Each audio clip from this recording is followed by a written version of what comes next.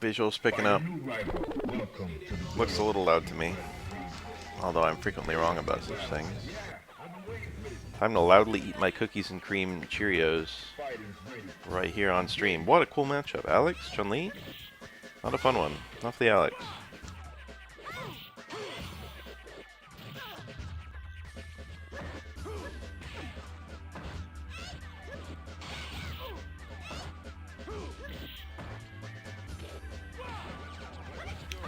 Oh, that's a parry.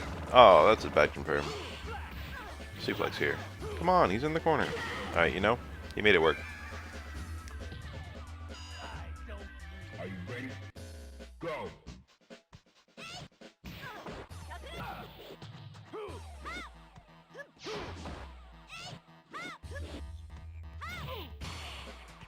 It's always been a little funny to me about Alex that the relatively low rewarder was SPD.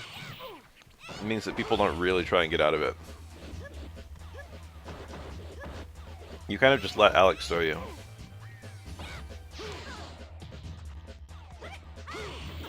That's a bit more like it. He hit her midair though. Annoying. I love that Aura doesn't have to care about that. Hitting someone midair is just fine.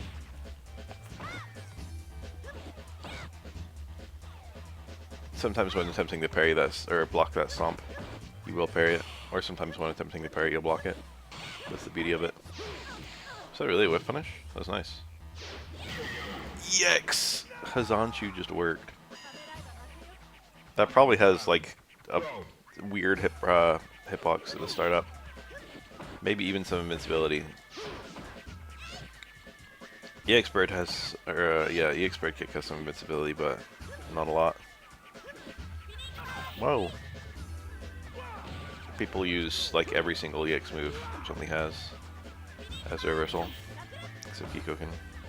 If that medium kick was confirmed to super, oof. Hi. I'm doing great. I just woke up. I got a cup of Cheerios and a big smile on my face.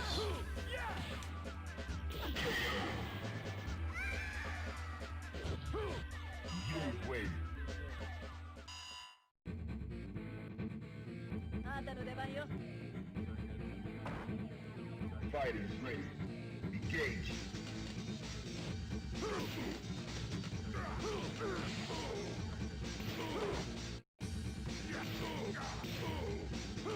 Holy moly, that dizzy bar.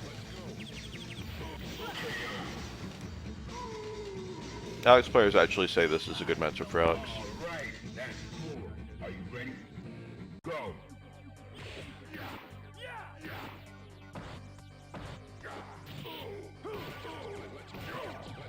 That jump heavy punch looks quite obnoxious.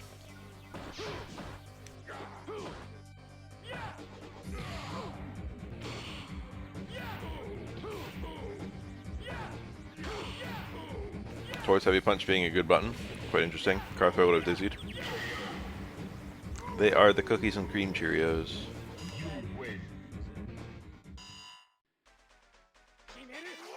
Prepare to strike. Now!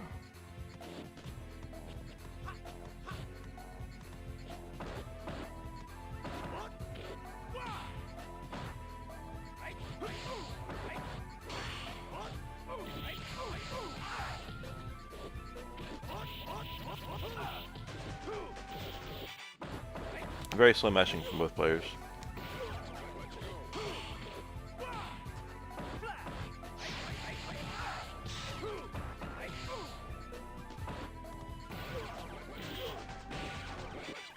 No confirm on that close medium kick. It was kind of far out. Maybe he did confirm it, and by that I mean he chose not to super because he thought it would fall out. Prepare to strike. Now!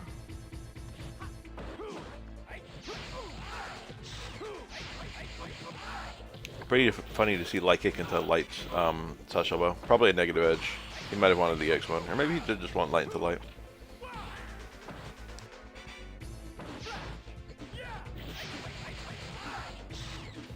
Troublesome matchup.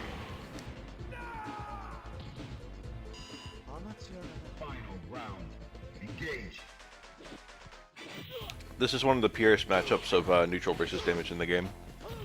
Alex can just melt Yang pretty rapidly if he gets a few hits in a row.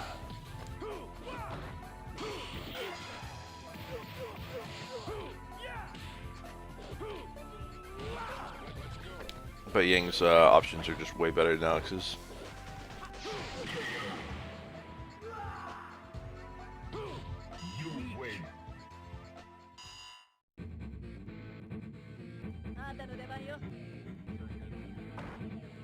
Fighters ready. Engage. Hi Beth, hi chat.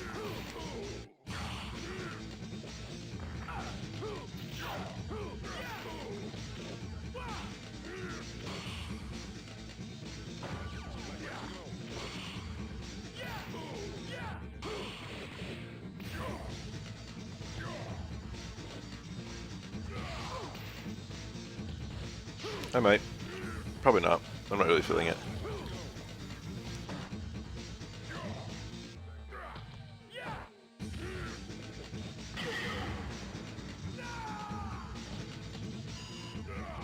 Prepare to strike. Now. I've been trying to get to S rank. It's difficult. I've never actually done it.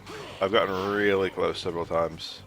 I've gotten to be the highest person on page 3 of the SF3 rankings, and the first 2 pages are almost entirely S ranks.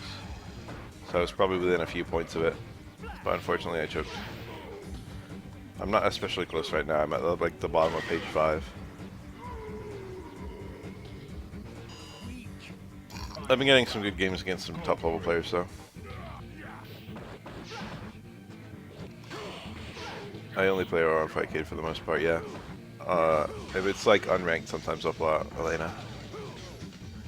My Elena is good enough to beat B-ranked players, but it's nowhere close to my aura.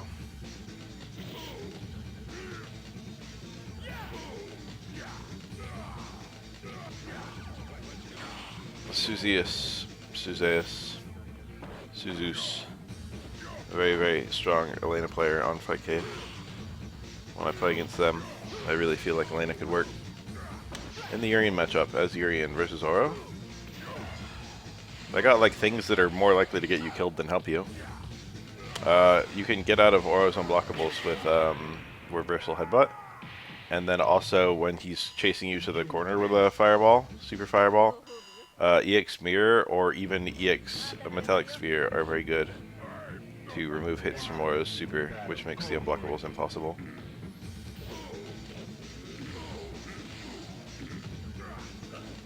Jumping and trying to parry midair are also fine, better than blocking on the ground. But EX Mirror is truly the most reliable.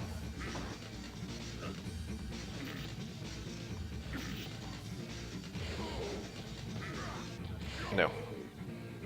That sounds pretty funny. I actually beat a ROM hack just the other day. It was the one that adds Mario characters to GoldenEye. It was quite funny. Bro burned a super? Did he forget what round it was? Any human does slaps there. Hell, he could have done any poke. Light kick is kind of funny. No, your meter's not so precious in this matchup as Q. I wouldn't have done that though. You kind of have more... Ooh, background house. You get more meter than you have opportunities in this matchup, I would say, generally speaking. Ooh, that was not good. Q takes this like 99% of the time at this point. Still winnable. Okay, so much for that. No, it was winnable though.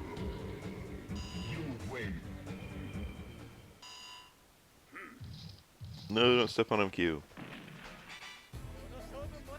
Alright, this is the absolute purest example of the game of damage versus options.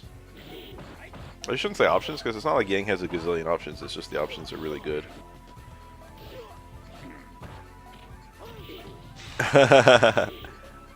That's third strike.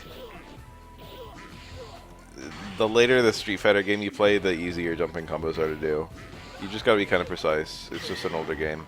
There are certain characters in Third Strike who have a ton of hits done on their air normals and relatively fast grounded buttons. Oro's not the worst character, but he's definitely not the best. You can combo Oro's jump hard kick into like his ground hard kick if you're precise. Comboing into something like close medium kick or close medium punch is relatively easier. Ibuki's often going into pretty fast normals when she lands. Whoa! Shotos often are also going into pretty fast normals. Ken close me. Ooh, the ooh. I love that combo. That's something Yang can only do versus Q, and I think maybe one other character.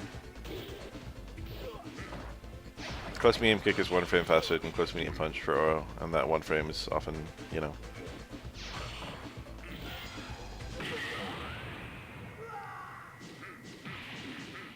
Air normal hit stun is not created equally. And third strike. Makoto's going into slow stuff after her jump ins, and it's a nuisance for her. Getting jump hard kick or jump hard punch into neutral hard punch is actually crazy tight. Like, really difficult, actually. If you got a post dizzy, someone made a comment that I thought was really funny. Was that if you do neutral jump, neutral super jump hard punch, Oro is descending so fast that it, like, you can always get hard punch into close medium punch. Tyrant Thunder. Excuse me, this is the Japanese version, Jupiter Thunder. Are you ready? Go. Oh, cool juggle. Oh, it kept getting cooler. He had more there. You get a unique launch by getting a second hit only of EX headbutt.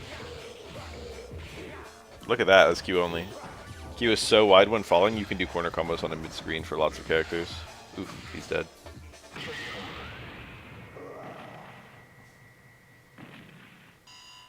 How do you play defense after getting hit by Makoto like that? There's a lot of stuff you can do, but it is a guessing game at the end of the day.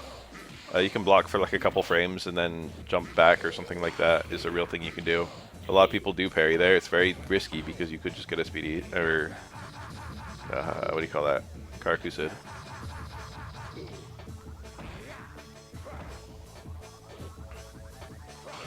Look at that. Look at all that dizzy. Oh, 2 hits.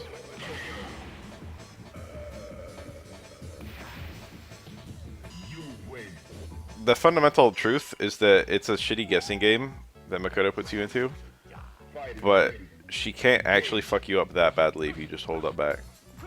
Like, yeah, she can punish it, but unless she does like low short dash punch confirm super 1.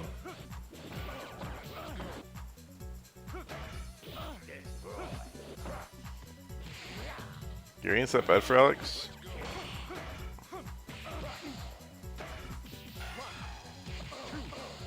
The matchup sounds kind of even, honestly. I can see it being annoying, though. But most of Alex's matchups seem like they would be annoying. Like, I think Alex is a cool kit, but I feel like almost every matchup is, you have to do annoying things. Opponents have annoying options against you, more accurately. That was a weird route, but it wasn't bad. That route gives Urian a little bit of charging time, which is kind of funny. Light punch, medium punch. Ooh, that was nice. Oh, never mind, it wasn't nice, it was bad. He actually could have quickstood there, the super didn't hit at all. Decent mirror placement, not great.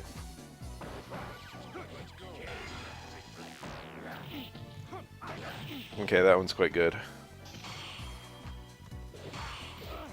That jab didn't kill. Third strike lights always impress me with how incredibly weak they are. Yeah. Difficult to live there. You can't react to an EX tackle unless it's pretty damn far away. That one might have been reactable. But you've got to do kind of like guess parries or just pray. Ooh, there's a nice punish. Yeah, any medium into ducking super is a combo for Dudley. Ooh.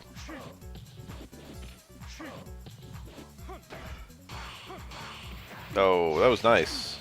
That's a difficult thing to be ready for mentally.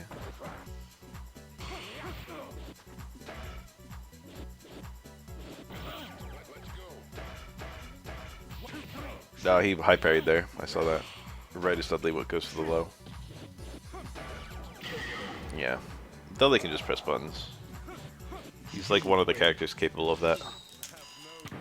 He's a presser. Prepare to strike. Now. There's strike handshake. Get full screen and whiff normals.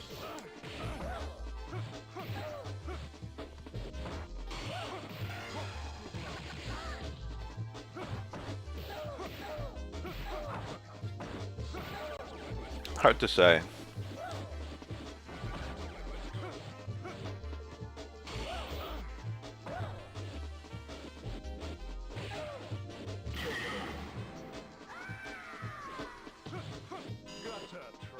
Are you ready? Go!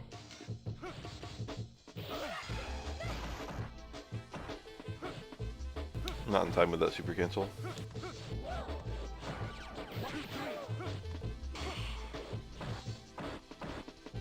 I like Dudley's little towards hard kick and low light kick target combo mix up. Neither route is that rewarding, but they have a nice mix up with each other. Of course, that all goes out the window when you consider the towards hard kick into super confirm. Final round. Go for it. For most characters, Hugo is actually the most testing matchup in the game. And by that I mean, Hugo's not particularly good or anything, but you need to play the most different against Hugo of every matchup. So he's the character who's most likely to fuck you up if you don't know how to fight him.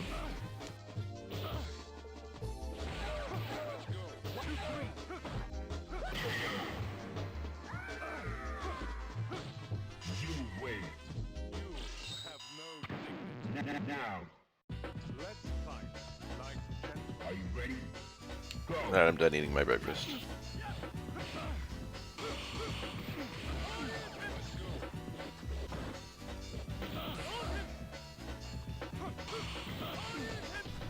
That was a really good parry and a really good punish. It almost fell out though. I'm kind of pickling for Hugo. You can if you want. Alex is considered to win against Hugo, and I don't think he has to do anything crazy. He doesn't have to be able to hit any kind of weird combos or anything like that. It's mostly just neutral options. Good use of your normals.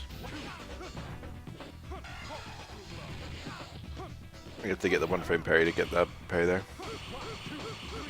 I mean, you can parry post freeze, it's just not easily reactable. I mean, pre-freeze. Parrying post freeze is one frame though. Mega's in Pocket, huh? In tabletop, Mega evolving a card ends your turn. I don't know if Pocket's gonna do that. There's no listed rule about it yet.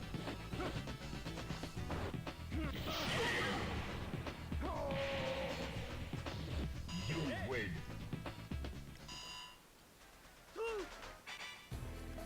Into the heat of battle. Go for it. Altaria looks absolutely busted. Blaziken and Gyarados both look like there's counterplay with existing cards. Those ones could be added to the game right now and it would be okay. Altaria looks crazy. Altaria is hitting 130 damage on 2 energies, and the only requirement is a full bench. Alright, that's cool. Fighters ready. Engage. Blaziken still looks solid. Gyarados looks a little iffy. And Altaria is only a stage 1. 190 HP on a stage 1 is crazy. Nice cross up. That was really unseeable. Good old wake up heavy DP.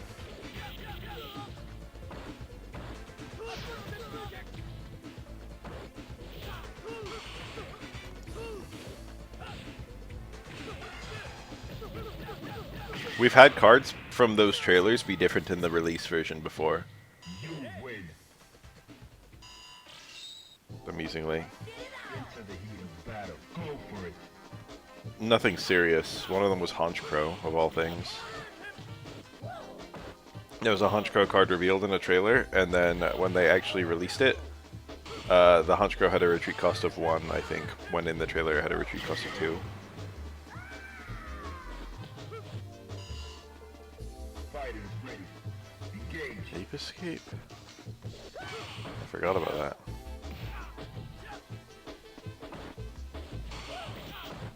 I hit him on the ground. Oh, kinda so blessed. What an easy punish. That was actually kinda hard to see as a cross-up. Maybe I'm crazy. The Necro missed it too. I never fight 12. Boo-ha-ha is the only 12 I ever fight. I got fucked up by him recently. I lost 3-1. He's really good. If I'm on point, I can win. But I usually lose. I have to lock in.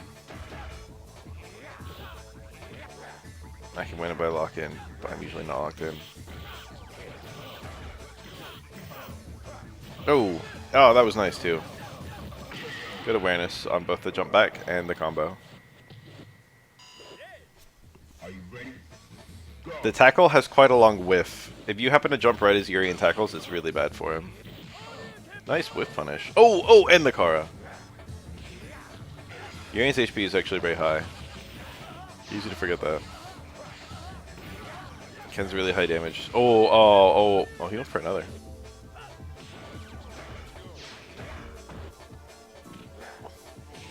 Ken's really high damage is only pretty high in this matchup. Ugh.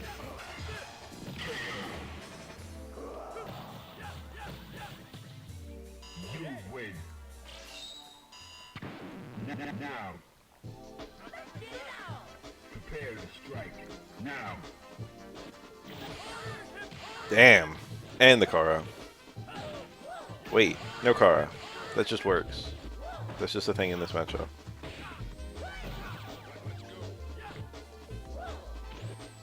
It's Necro, Elena, and Q. It's free on those 3 characters. No Kara needed. Only the right starter.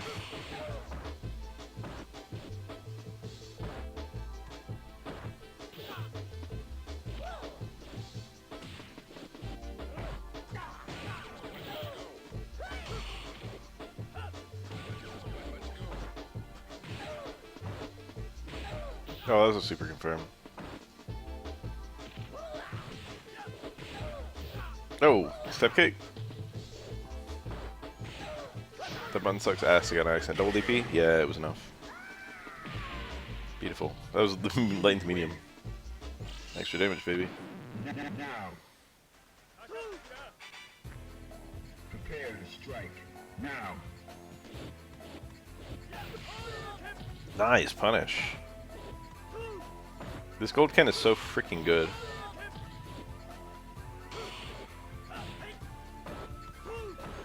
His execution is quite decent. And by that I mean very consistent and nice. But a lot of the stuff he does isn't actually very executionally demanding. That's a kind of a thing in Third Strike. You watch it a lot. The best players are winning often through things that are not even especially difficult. They've just got like a very nuanced understanding of neutral. And like unusual options that people don't usually consider. Oh! I'm for it. Prepare to strike. Now. Very few bad colors. People don't pick the bad colors. When's the last time you saw a Oro player picking the blue one? You missed the dash punch, Kara. Oof, that hurts. Let's look side by side. Yun's life bar before and after that. Yeah. He's lost about like 35-40%. I think the vast majority of Oro's colors are ugly. I've never seen anyone pick the medium punch, light kick, or medium kick ones on purpose. Almost everyone runs hard kick, hard punch, or the secret color, or default. I agree, most characters have no bad colors though. Ken has no bad color, Necro has no bad color.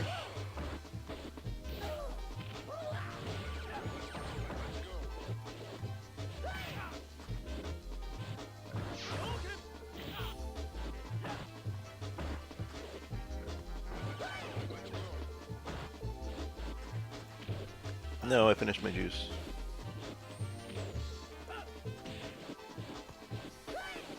The drill. Oh, got him.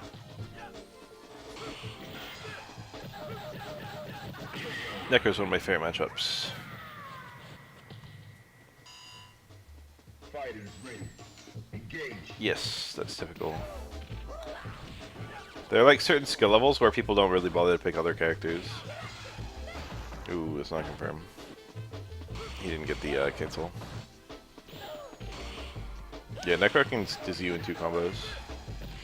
Necro is good for Aura. It's not a crazy matchup, but it is Aura's favor. Nice, counter poke.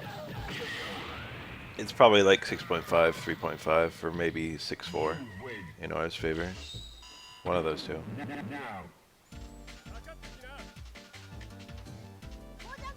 The shadows are quite strong in this game. And they all feel quite distinct, both to play as and to fight, despite the fact that their kits are ultimately, more similar in this game than they are in other ones. When Kens are really good with that low medium punch confirm, it feels so helpless. That shit is very strong. Ken is definitely more popular than Ryu in this game. But I see a decent number of Ryus, and I see Ryus picking every super. Which is quite cool. Point blank, low fierce. For what it's worth, Makoto's low options are not great. Usually Makoto players do low short into light dash punch, which is very unsafe on block. Varies a bit strong. It is unsafe on block though. You will get punished for it. Empty jump hard kick might have been intended to be in a Karakusa. Oof. Final round. Go.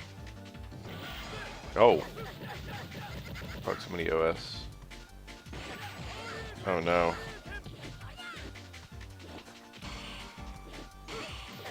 Oh. Can't confirm off of. Oh my god. Makoto walked into everything. You're supposed to be the mix-up character. How'd you get red that hard? Red's not even. She wasn't even really in a position where she got red. A couple times she was. It'd be more accurate to say she just lost a neutral and never got a chance to push a mix-up. Usually Necro has meter by the time he's landing medium hook. Kind of rare to get it that early. Necro's meter builds really fast. And he doesn't get that many opportunities. So typically you're ready. Necro actually, for what it's worth, doesn't have that many ways of spending meter either. Easy to forget about that if you're not a Necro player. Like, spin hook is something you don't really do in neutral. There is no EX electricity. Both EX overheads are pretty iffy. There is no EX half circle forward kick. So, like, you don't really spend EX that much as Necro. You're mostly just using it for super.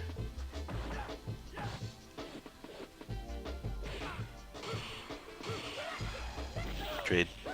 What the fuck was that?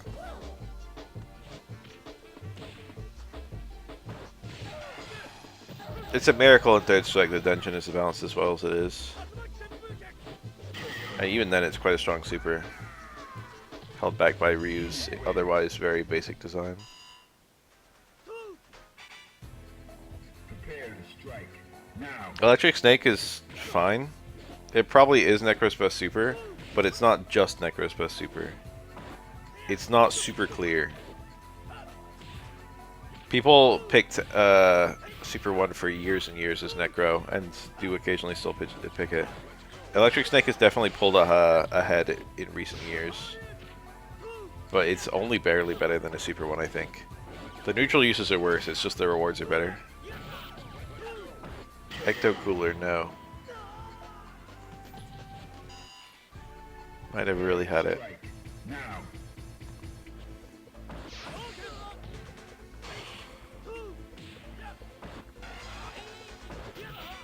Nice. He went for something aggressive, tried to get out early. Quite a good Denshin combo as they go. Denshin, Gane. Well. Is that yellow being used like a greeting?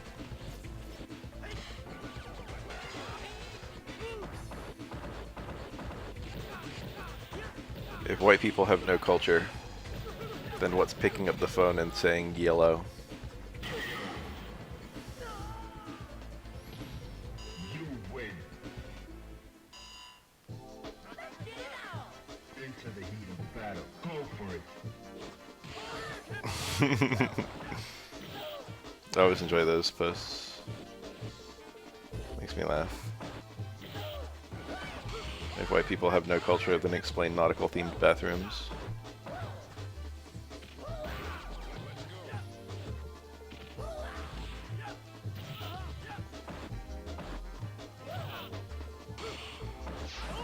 Why does my bathroom have a framed picture of a lighthouse in it?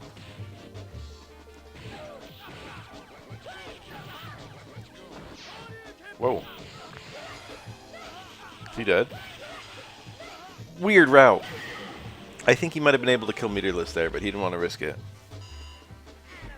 That was cool, though. What is this? That's not how you play Third Strike. Nice red. Certain red parries are very obnoxious. One of them is the red parry on drills. Another is the red parry on light spinning hook. You're right. You should never let Ken live. Aww.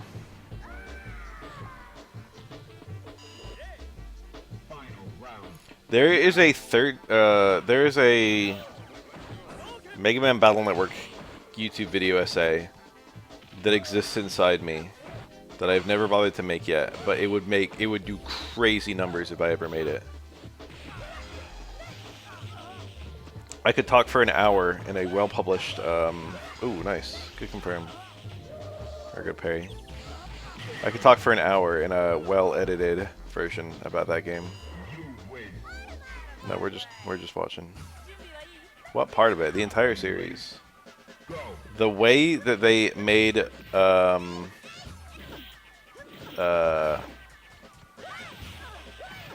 do I say it? Incremental improvements on the game design over the 6 games. Also, just how bad 4 ended up being is quite interesting. Necro does have a taunt buff, yes, it raises his damage. That's cool. Prepare to strike. Now.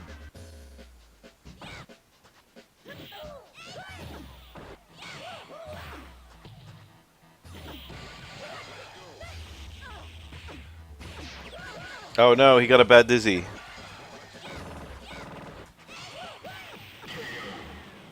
That was pretty dominant 2 rounds.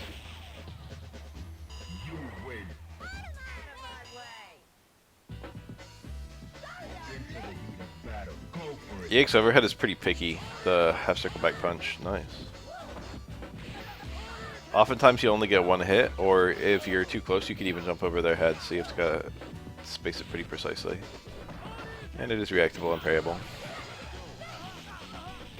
Yes, MMBN got a master collection, and it has all the event cards that were chips that were one of a kind or previously locked to events. It has net play, although I don't know if anyone really did that other than 6. And then it also adds a cheat to all versions of the game that allows you to do 1,000 damage per single shot, which is very nice for farming. If you want to just, you know, farm bug frags in Battle Network 3, you can just get a one-shot on Guts Man.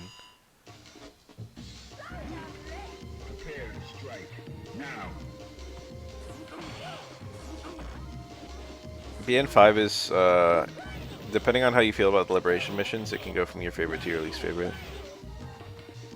Boktai. I found out disturbingly recently that Boktai is just a shortening of Boku no Taiyo. Alright, that's cool. Fighters ready. Engage. Taiyo! 4 has its stands. It's probably the worst game. It's the game, the 1 is definitely the worst game, but by 4 they should have known better. And there's some very annoying things about 4.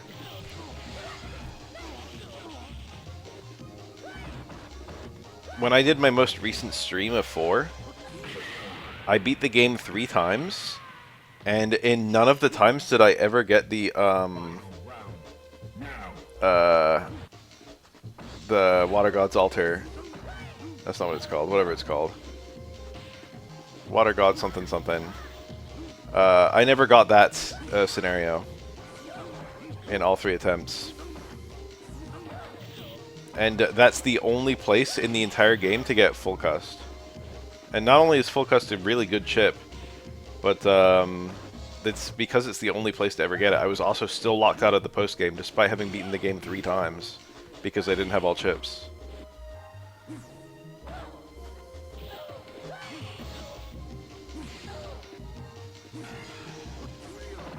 The backdash.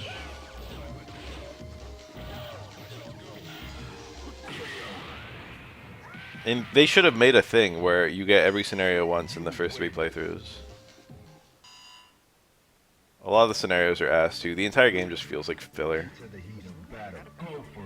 They couldn't allow you to progress during the tournament, so they just had to like, just had to have you retread existing areas. BN1 is still pretty iffy. Most people regard it as being a necessary play to get the story, air quotes. But it's not like an amazing game or anything. Roundhouse. Bro really won with Roundhouse only? I don't think that's that good of a poke in this matchup. Are you ready? Go. Battle Network dual releases were literally for Capcom to make money. What do you want me to say? Every time you dual release a game, there is a subset of people who will buy both copies. So you're just making it so 10% of the people who buy your game are now buying 3 Stone versus Akuma? Yeah, that's the problem with 3 Stone versus Akuma. Alright. That was nice. Light kick. He got a not minimum height jump hard kick, so the link was a little tight. Light kick is very consistent there. That's a funny option. Yeah, there's a lot of things that are missing from Battle Network 1 that are in all future games. Nice DP. A really obvious one is fleeing from fights, and you'll really feel that one. The only way to flee from fights in BN1 is to use a chip called Escape in battle. And there's 5 escape chips in the entire game, and you can never get any more. And there's an NPC who wants you to trade all 5 of them for a chip of his, although you don't need that chip. So not only are there only 5 escape chips in the game, but you can also just lose all of them. You can probably get more from the chip trader though, and the chip trader is very exploitable in the first game. The internet is inexcusable in Battle Network 1, it's super hard to navigate. However, there are some cool things about the internet that are lost from all future games, such as it being a almost always optional super dungeon that you can just explore at your leisure.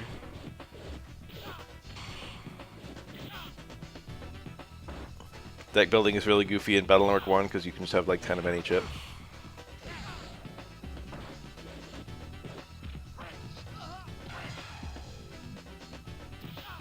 Oh, okay. Zoro has an unusual way of playing. Oh, that's the BAF combo.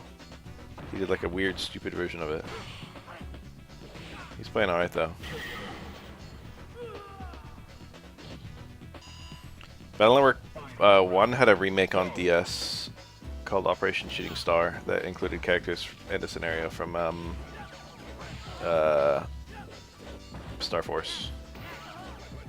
And one of the things it adds is the ability to zoom out in the internet maps to see the entire map, which is very nice.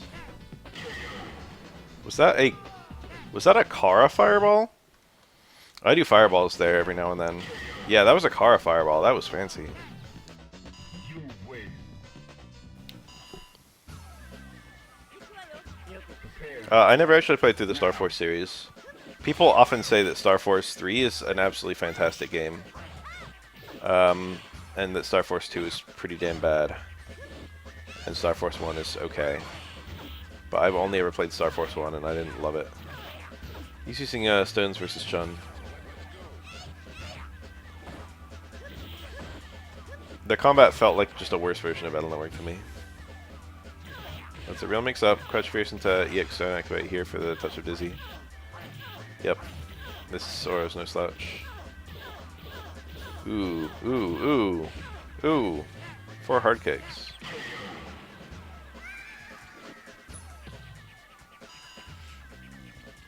Prepare to strike. Now. This matchup is really strange because Chun-Li absolutely murders Zoro in neutral. Oh, those are really unsafe. Regular activate here is good, yeah. He can get an early hard kick. Oh, fancy. and he fucked it up. He got like bare minimum scaling. Hard kick roll Dizzy here. He got it. That was nice aura play. He got the one touches of stones to preserve the low scaling and get Chun-Li to the corner, so he could get the hard kick only. But then he fucked up the hard kick only.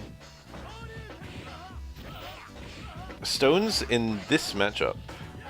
I used to do that. I used to run stones versus Shotos. No, I don't.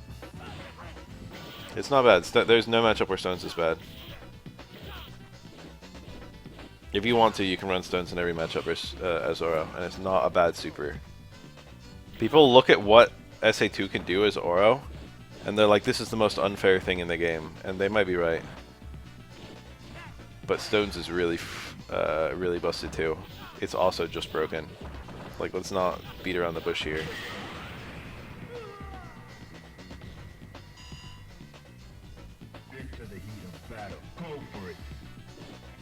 Alex is the worst set of supers in the entire game. He's like the only character in the game without even a single good super.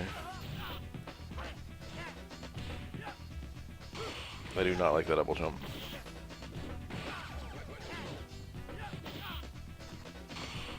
Nice throw tech.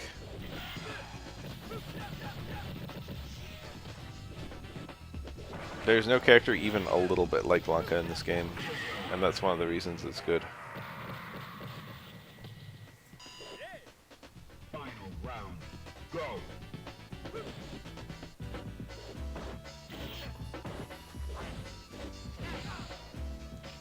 Oh, Ken parried. 3 stone. This is probably the single best opportunity Oro can get. What was that? Was an accident. He didn't want that. Sure you can and good. No. It has the fewest confirms of Sean's 3 supers, but you already only really get supers with Sean from low short, or aggressive parries. Or Serranos confirm. And it works in all those scenarios. So it's not really any worse. If I was a Sean player, I would pick Super 1. No, Sean's supers are good, it's just his a confirming issue. Sean's confirms are bad. Other characters would appreciate Sean's Super 3, or his Super 1. Close MK to what? Sean has no close MK. Are we talking about someone else? Oro?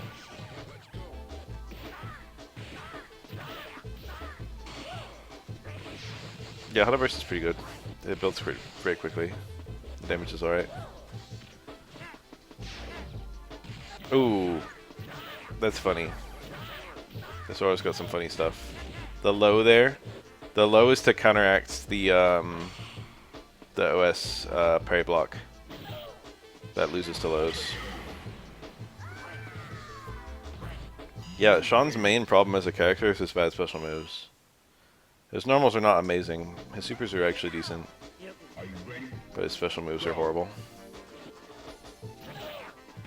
Like all of them too. That's the annoying thing. You got a little bit of gimmick value out of the roll and the tackle. The wheel kick is good if the opponent's midair. The DP is extremely suspect.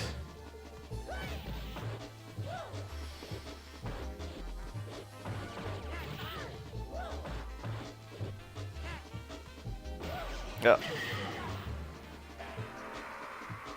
Whoa. Into the heat of battle. Go for it.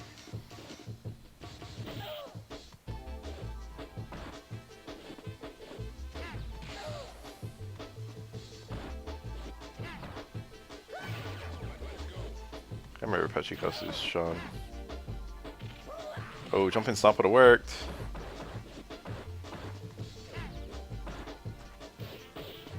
Got the fake dash and parry. Didn't work though. Universal overhead is a poke. I do that a lot actually.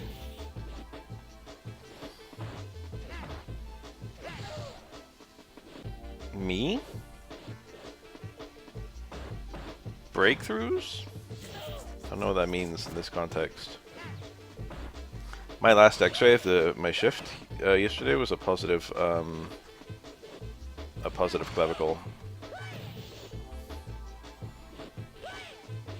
It was kind of exciting. I felt bad for the patient because she had a broken clavicle, but it's always kind of fun to do a clavicle series, and it's always kind of fun to see a broken bone.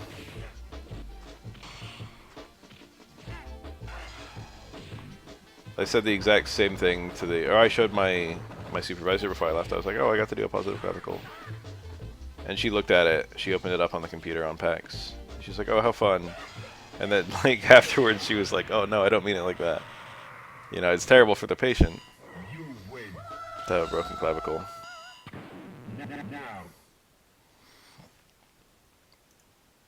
Now, find a new rival. Welcome to the world of Street Fighter. I got to prepare for battle.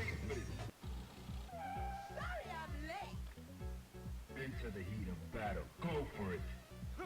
I watched during my last shift, I watched a very well executed, it was a bad dislocation of the shoulder. It was the typical dislocation of the shoulder. It was the humeral head was anterior, inferior. But it was quite far down. And they had a cloth wrapped around the patient's middle, pulling away from the affected shoulder, while the ER doctor first twisted the arm so the elbow was pointing towards the navel, and then kind of pulled the arm straight out from there as hard as she could. And they were at it for probably like 15-20 minutes. Patient was numbed up. He was fine. He was chilling. He was also drunk. And he kept on thanking everyone. He was surrounded by like 8 people, and he kept thanking everyone while they're trying to reset his shoulder. And the doctor had to take off her coat, just because she was getting so physical with this guy's arm.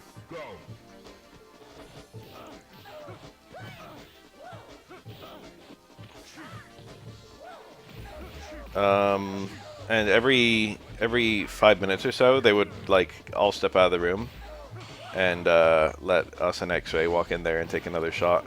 We were just doing APs over and over. AP as is what we call it, with a dislocated shoulder. However the arm falls is how we shoot it. Anyway, they got it on the third one, the doctor was not feeling very confident at all about it. It was like, yeah, I don't think that was it. I don't think we can get it, or something like that. She's like, I'm going to try a few more times, and then, we'll do something else. We'll give up. And there's 2 ER doctors there, and they're both discussing how to rotate to, get it to actually reduce. And then on the final shot, it's actually in the right spot. She's not confident at all. But I shoot it, and I'm like, hey, because it's, straight up, in the socket, the glenoid cavity or whatever it's called. I'm not like a anatomy guy or anything. I just take pictures.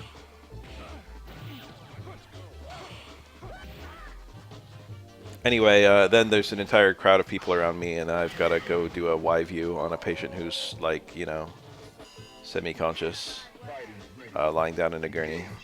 And I'm like, I hope I don't fuck this up with all these people watching. And then I shot the best Y view of my life.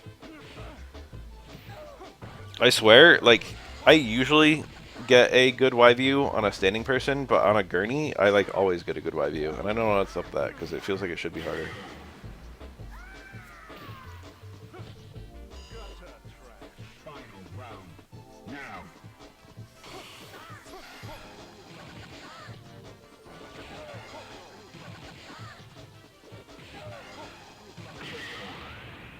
Respect for gurneys. It seems to should be way easier on someone who's standing upright. I had to repeat 3 times on a Y view a few weeks ago because I couldn't get it to look natural, and I was like, what the fuck is going on with this guy? Now his arm was dislocated, but there's still a side view of the scapula even on a dislocated arm. Like, him being dislocated, it made my landmarks look a little weird. But, you know, it should have still been possible. But my mistake that I finally figured out after fucking it up like 3 times was that he was stooped over really far forward. And that was making the Y look really strange. He couldn't lean back. So I had to fire with a very sharp upward angle.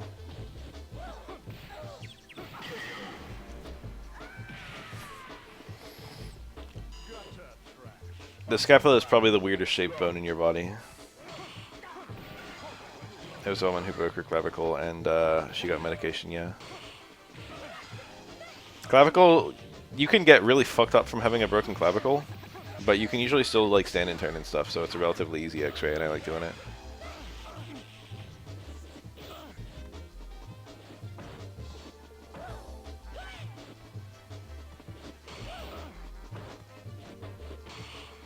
I get really excited to do skull x-rays, those are my favorite. What's funny is most of the other techs hate skull x-rays, and they'll like avoid doing them. And they'll like say, hey, come over here, I got some skull x-rays, you can do them for me, and I'll be like, oh hell yes. Our facial bones routine is quite robust. We do facial bones of the affected side. We do a Caldwell, a Waters, a Towns, SMV, lateral of the affected side, and then like, what is it? Both Reese's or something like that. It's like a long series. It's like 7 x-rays.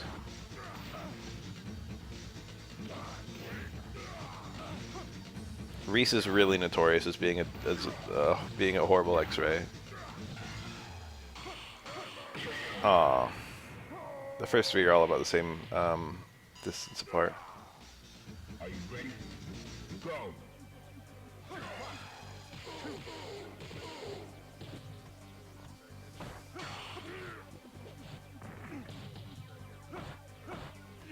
Wake up fierce into another fierce.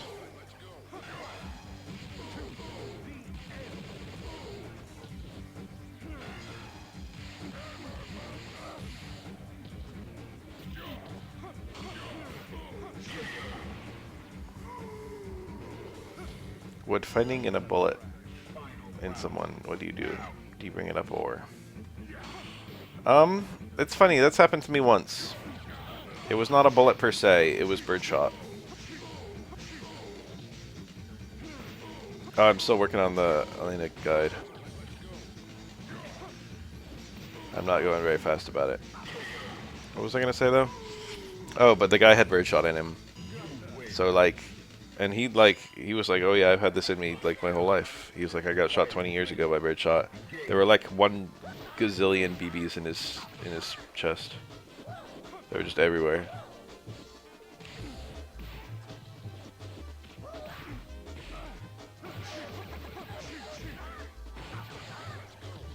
Elena does have airborne invincibility. That helps versus Blanca. Damn, was it really 20 years ago that Cheney shot that guy? I forgot about that. I would rather play Elena than like any other character in SF6. Possible exception, Aki. That can happen sometimes. Sometimes you just have like a counterpick based purely on the way that 2 characters' normals interact. And like both characters will be fair against other people.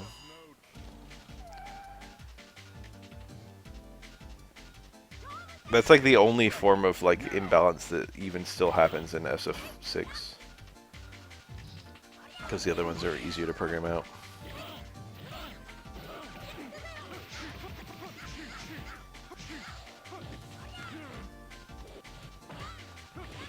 I'm an Elena believer, but Elena is probably not a super strong character in SF6.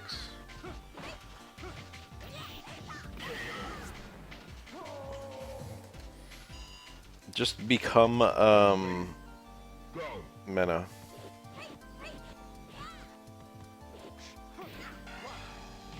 Would Mena's Blanca lose to an Elena?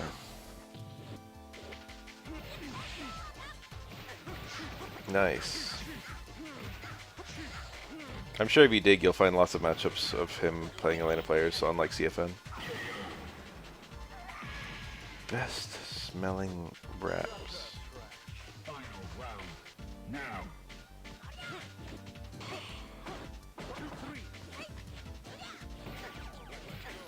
Hard connect, hard kick.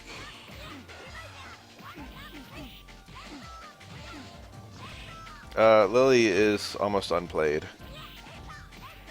Her extremely strong mix-up and ability to close space in a plus frames way are like holding up her entire design, if that makes sense. They like can't make buffs to her because of how strong her concept is. Into the heat of battle. Go for it. Her design space is super limited by having a good mix-up. Oof. I think one of the main things about Lily is that absolutely no one has any faith in her, which I think is justified. Prepare to strike. Now. That's a big thing in fighting games, believe it or not. Sometimes a character will be thought to be bad for a long time, and then it turns out they're okay, but no one had faith in them. And occasionally the other way around. Sometimes a character will be okay, but then because of people's faith in them, the character will actually have a lot of players and perform really well in events. Came in a lot of KOF games, people have a lot of faith in him. Whether he's actually good, it depends on the game. But people often treat him like he's a top tier, even in the games where he's not. Would be an example of that. There's usually now a ton of Kim players in every KOF game. Into the heat of battle. Go for it. They like need to nerf something about her like core mix-up. And then they'll have room to buff other things about her.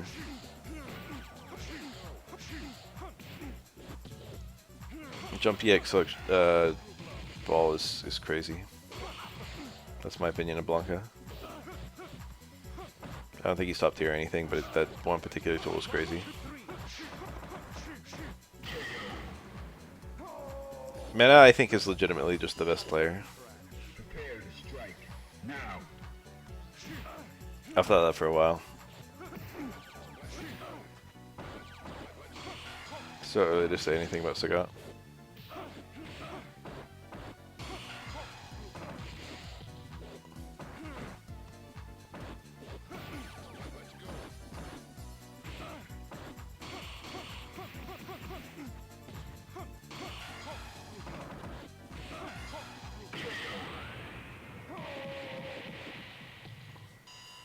You win. I really liked Sagat in SF5. Engage. He came out too late and very few people touched him.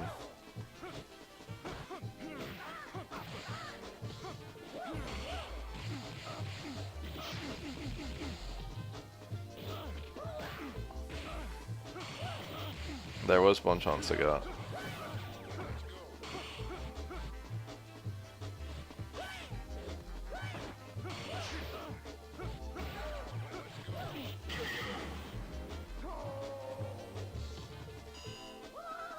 Are you ready? Go.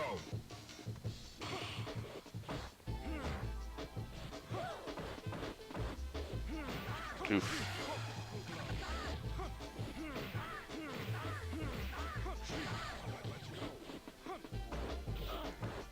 Anyway, with pretty much every other character, even Manon, there are people who are trying to make that character work in top level play.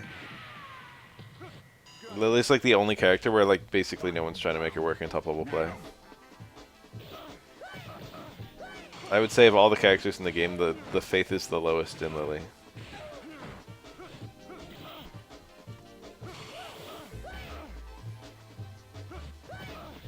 Neutral super jump hard punch, by the way.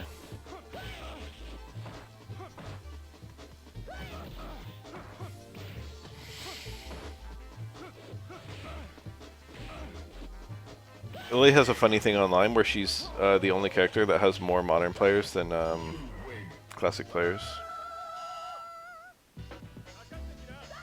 Into the heat of battle. Go for it.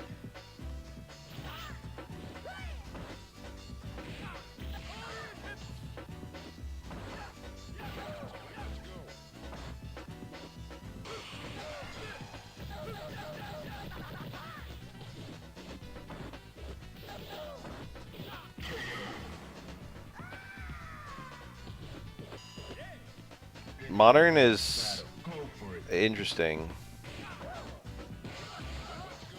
Ever since the nerf to Luke's Super 1, I don't think Modern is really a problem.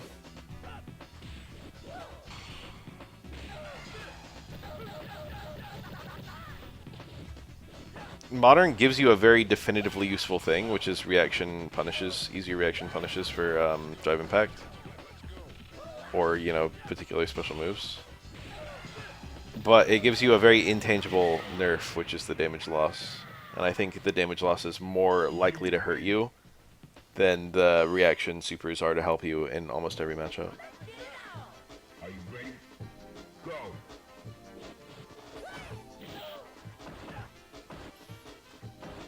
Your combos are often worse too. Like you'll be missing normals and stuff, and that'll hurt. You'll do less damage with the same routes, or you'll not be able to do certain things in neutral.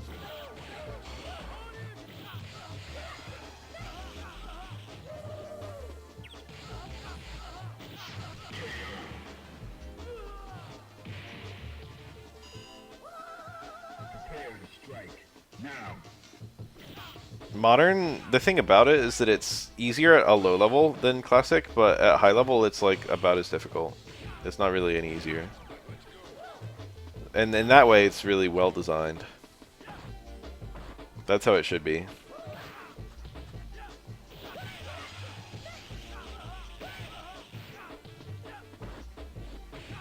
Nice.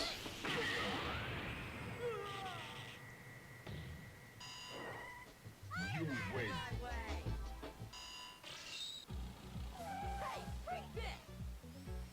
Fighters ready. Engage. But the reaction supers aren't as useful as they used to be. And then the ease of use isn't as important as it used to be.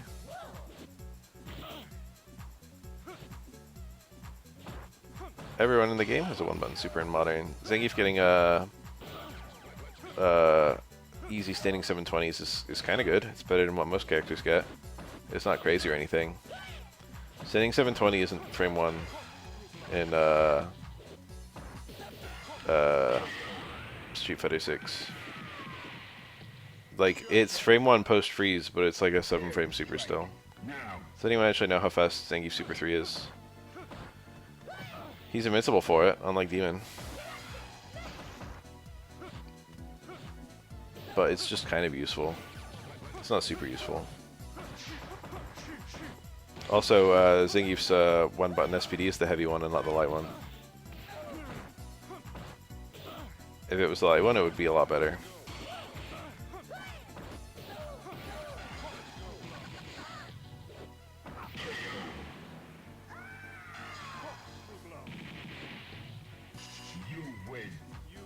Confirming into Zangief Super is generally much more reliable than just doing it raw like that. Are you ready? Go. I'm not gonna say just, you know, raw dogging Zangief Super is bad. But a lot of the scenarios where you raw dog it, you could raw dog it as a classic or a modern player.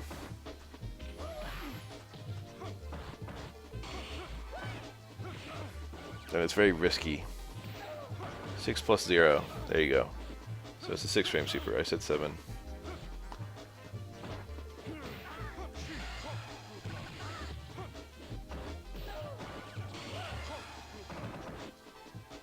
By the super freeze, it's already too late to jump out, but there's 6 frames pre-freeze.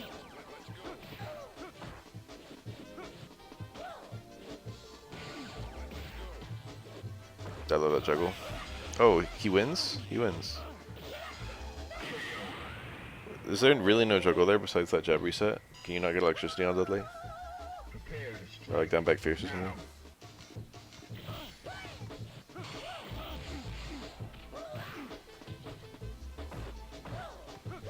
Hey, they added a decision last patch that Dictator has to make. He is no longer a character who has to make no decisions at all. He now has to make one decision.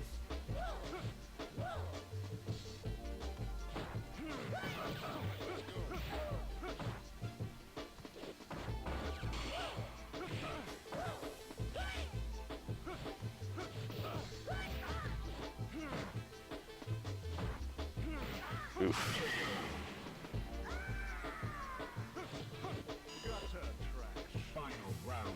Go.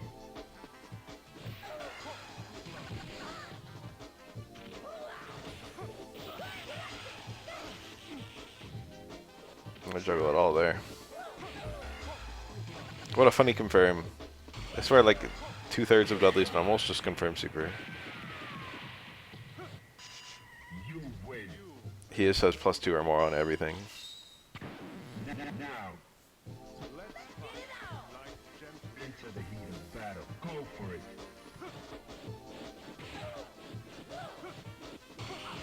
Oh, that's beautiful. Parries were invented for scenarios like that.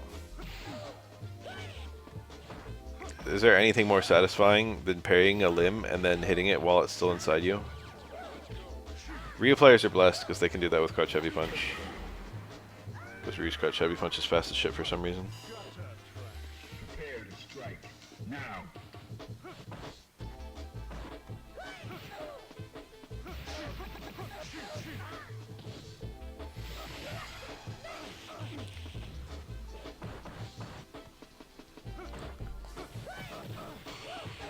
Ugh, TC.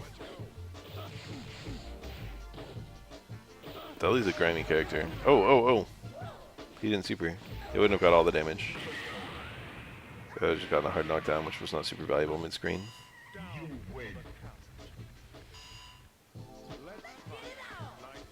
Fighters ready. Engage.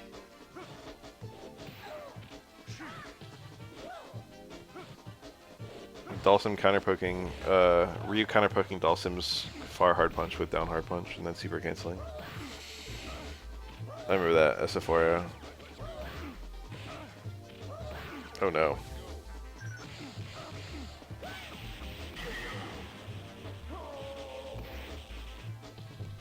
That's really how it is, Clark. What if blank, but Dudley said. No confirm on that back medium punch. Oof, that back medium punch didn't feel risky, did it? But I got counterpoked. One thing I've always loved about SF6 is how, like, important counterpokes are. SF13, probably not because I don't know what that is.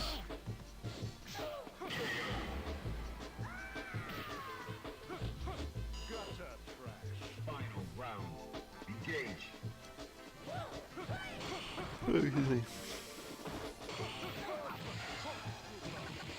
A tournament. That makes sense. Love that juggle. Oh no, he committed. It's the worst feeling when you parry something and then they super and you already committed. That happens to me all the time. Particularly versus Ken and Chun-Li. It's a very good feeling when you parry something and they super and you didn't commit. And you're like, ah, now you burned a super as well. Ah, I did not watch it yesterday, huh? I'll probably be watching that most of today, in bed.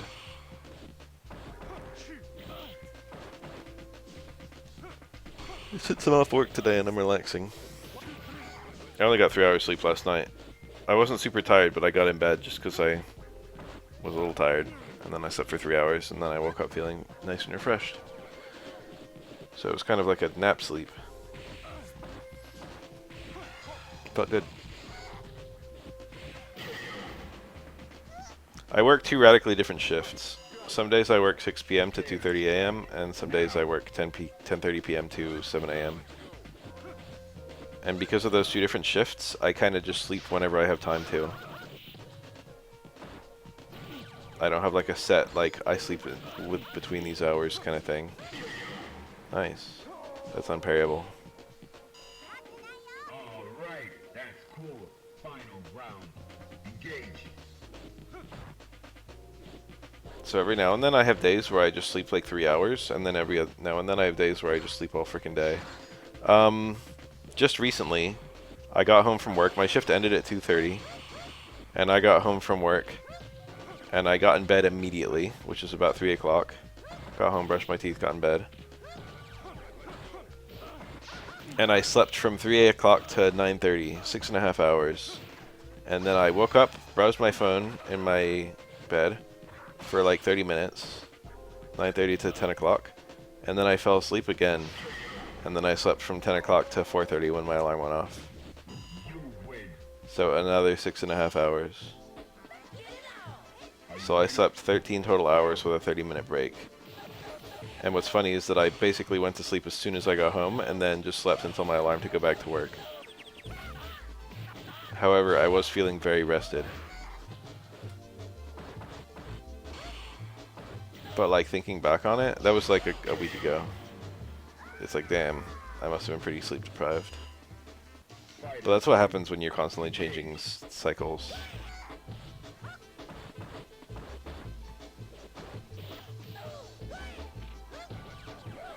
I have a very adaptable sleep schedule. I'm able to do stuff like that very easily.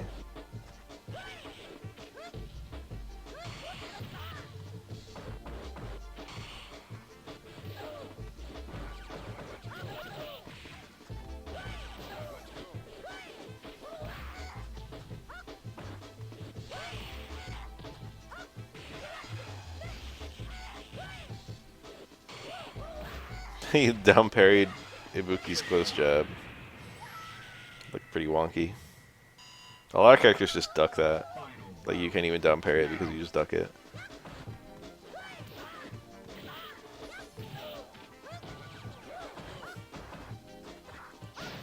Whoa. That was super... Ibuki was punishable there. I love Ibuki's design. She's the best design character in this game. Gameplay design, that is. Oof. She didn't have super, so she couldn't super cancel.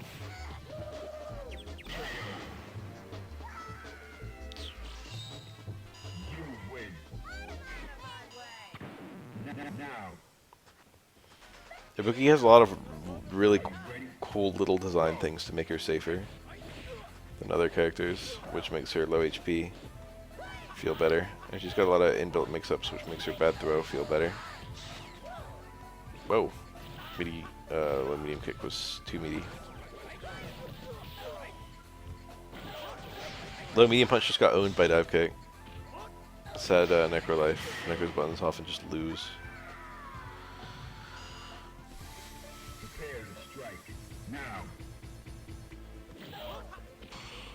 Necro's buttons are a lot more fair than Sims are.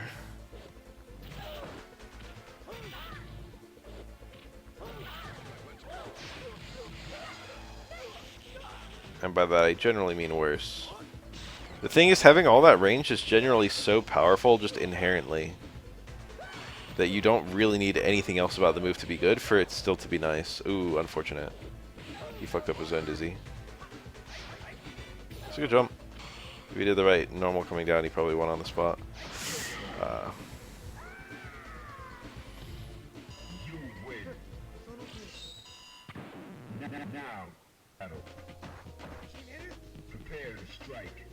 You should have an egg sandwich.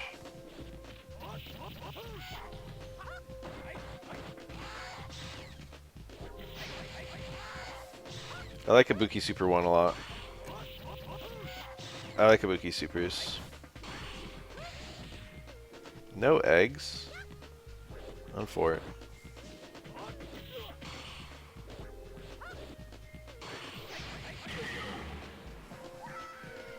I had a very nice egg sandwich recently, which is why I brought it up. I was like, damn, I forgot about egg sandwiches.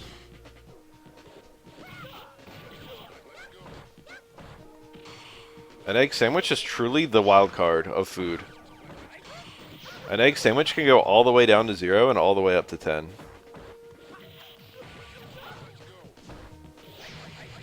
That'd make a pretty good tweet.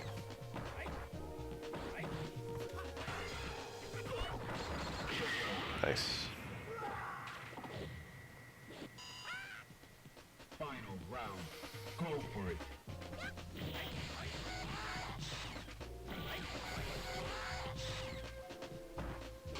I'm an egg enjoyer. You really have to just punish sooner than that. It's very greedy to try and parry all of EX Rekka because Yang might just not do it.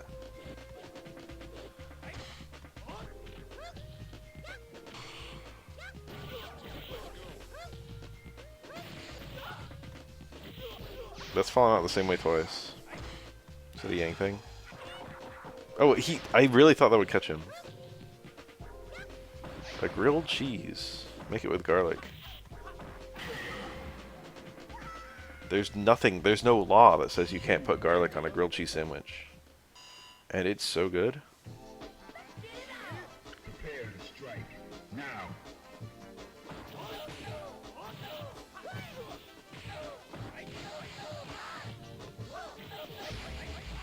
There's a little mayo. That sounds nice. That's how I do it. And lettuce. There we got it. Salt and pepper. Prepare to strike. Now.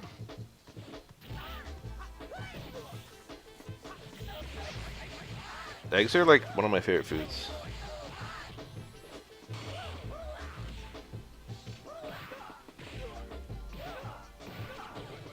Was there a dizzy route there? I think there was, if he didn't do back fierce, if he did back medium punch.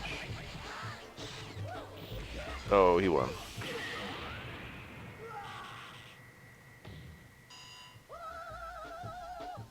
Final round. Go for it.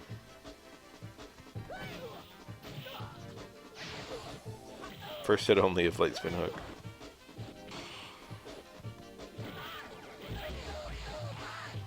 The humble egg is the most versatile of all food items.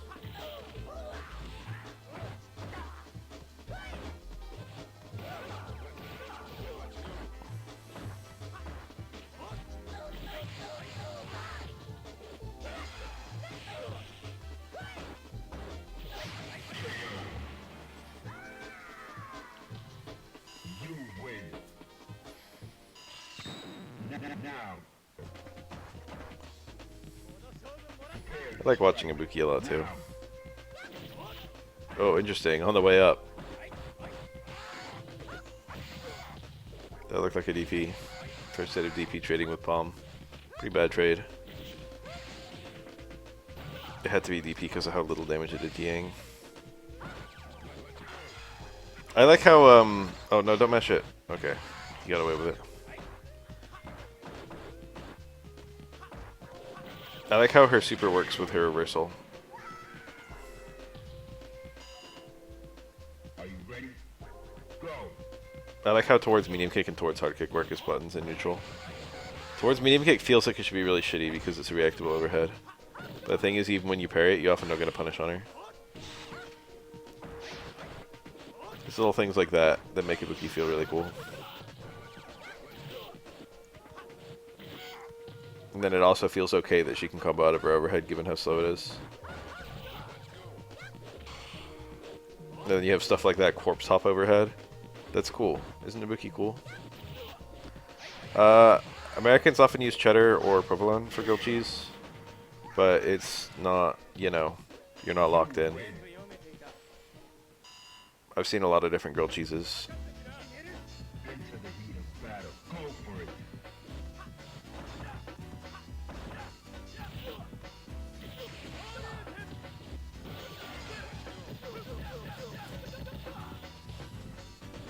Mozzarella grilled cheese? That's like 2/3 of a pizza. Dip that in a tomato soup and you'll just have a full pizza right there.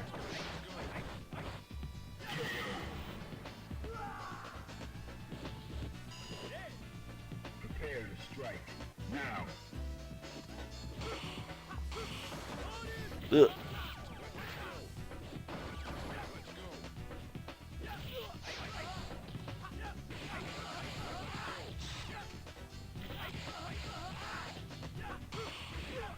Oh, that's a good parry.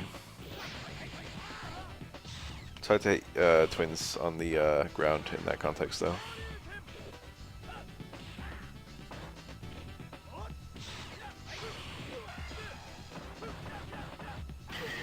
I'm for it.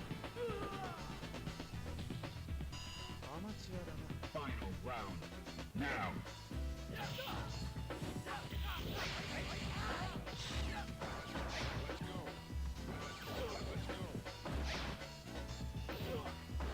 I like doing my grilled cheeses with cheddar and American.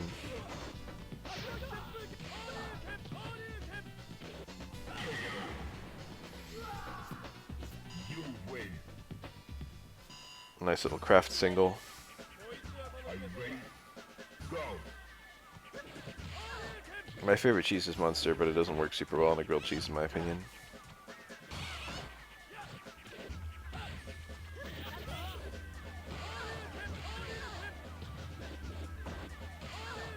I think a good grilled cheese will have 2 different cheeses in it. A sharp cheese and a mild cheese. That's how you should do it. Get your sharp cheddar and your provolone. Go for it.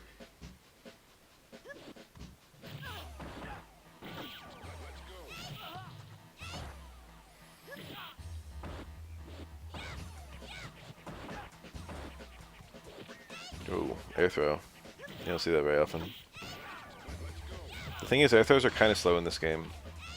In Street Fighter 4, 5, and 6, they're extremely fast. But in Street Fighter 3, they're kind of slow. But they have an actual neutral application, which is they beat air parry.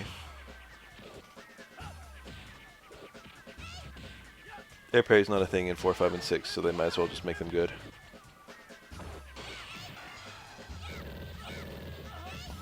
Bacon mac and cheese with cherry tomatoes? That sounds really freaking good.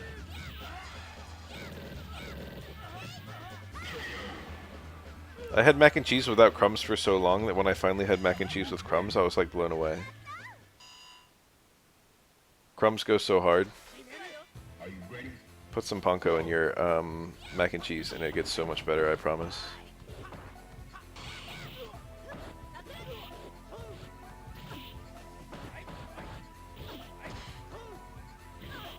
What? Garlic, crumbs, mac and cheese. Holy God.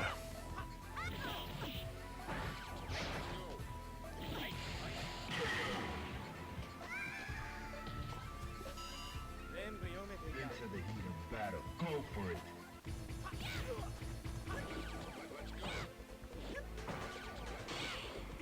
Crouch jab, didn't hit anything. No confirm. He had it. I was afraid of midair hit maybe. The thing is, a midair hit looks the same as a grounded hit. That was an air throw attempt.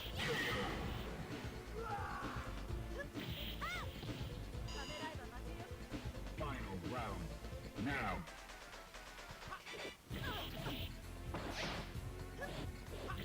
I haven't bought Punko in a long time. I'm gonna buy some next time at the store. Just put it on my pasta next time I make pasta. I'm a basic bitch when it comes to pasta. I usually just do angel hair. And, what are you doing? 3 hard cake? That's a bad button. Make no mistake.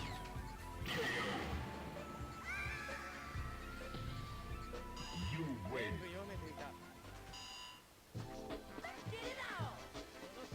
Fighters ready. Engage.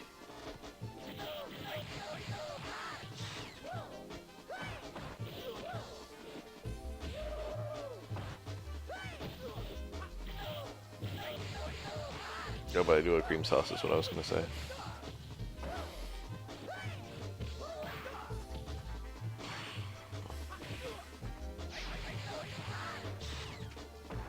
I have a waffle iron, but I never use it. But damn, waffles that come off of it are really freaking good.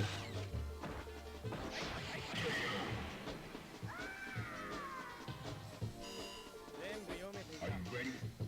Go.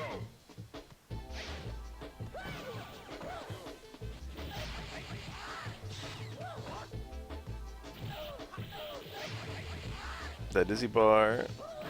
Oh, clutch throw. Extremely deadly scenario right here. Oh, he's cooked. You win. I miss my college. I miss the cafeteria there. The heat of battle. They had a pancake and waffle bar. They just had like 2 huge things of like batter, and you just pour the batter into the press. Depending on whether you wanted a waffle or a pancake, it could give you either one. And then it was just all stuff that you put on waffles. Just like, you know, a bunch of containers of fruit.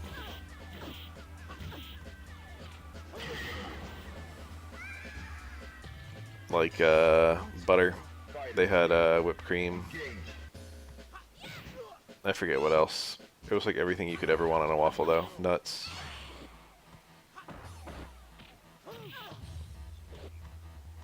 Sure.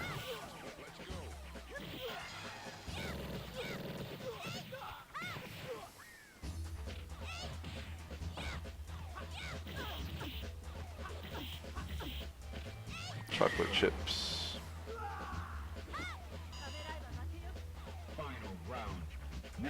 Every now and then I go to Earth Cafe and they do a pistachio. I don't know what to call it.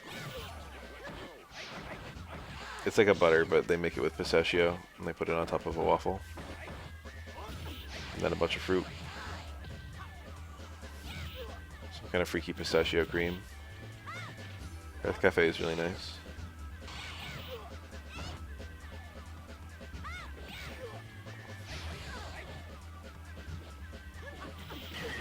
Nice. Was that a combo? I don't think so. It was not.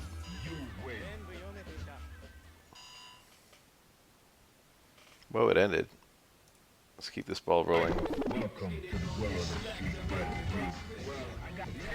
Yo, where are the Qs and the Hugos? I miss them.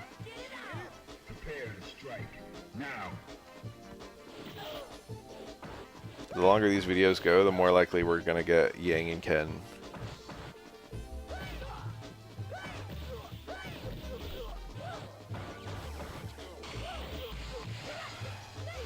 Nice. You need to like stop and think for a sec there. I don't know where my particular Earth Cafe is. I know it's like a chain, but it's not a common chain. I usually go to the one, I think it's an orange.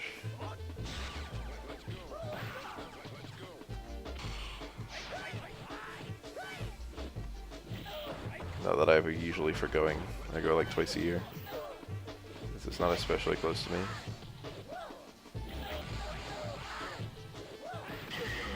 Nice. Final round. Now.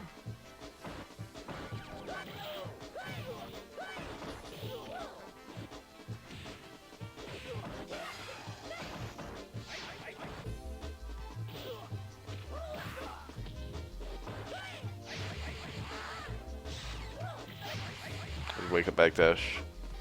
Wake up backdash, I've become aware, is actually an alarmingly good option for about half the cast of Third Strike.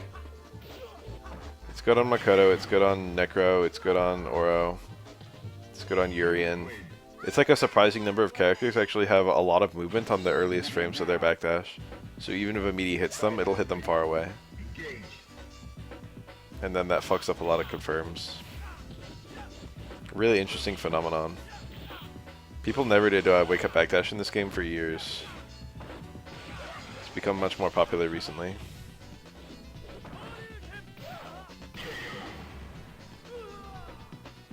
Like they would if it was a bad Oki scenario. Like if the opponent didn't get true Oki there. Like after certain throws and stuff, you do like quick stand into backdash and the opponent couldn't technically stop it.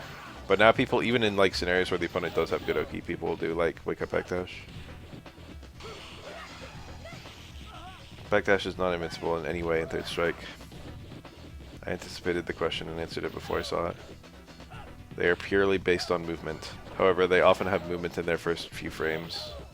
Sometimes even in their first frame. Which means that even if you hit it with a true meaty, there will be movement. Final round. Now.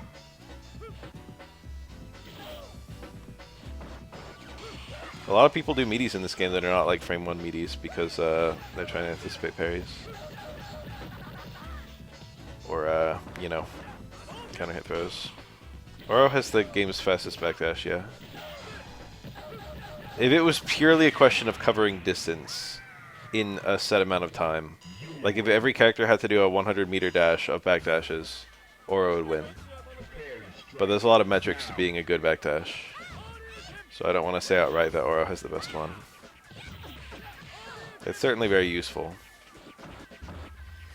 But it's possible there's another character who has more movement in frame 1.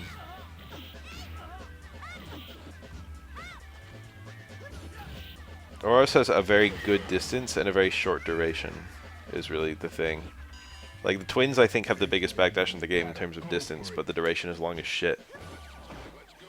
Oros is decently fast in terms of the speed he travels, and it's very short. He covers a lot of distance in a very small amount of time.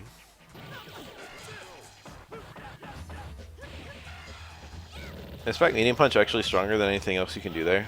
It's kind of funny to see that. I've seen Chun-Li's players do it before. Is that like really stronger than Hard Kick? I thought Hard Kick was Chun-Li's strongest starter. But maybe it's Back Medium Punch. It's weird to think about. I love when the Shipu juggles like that.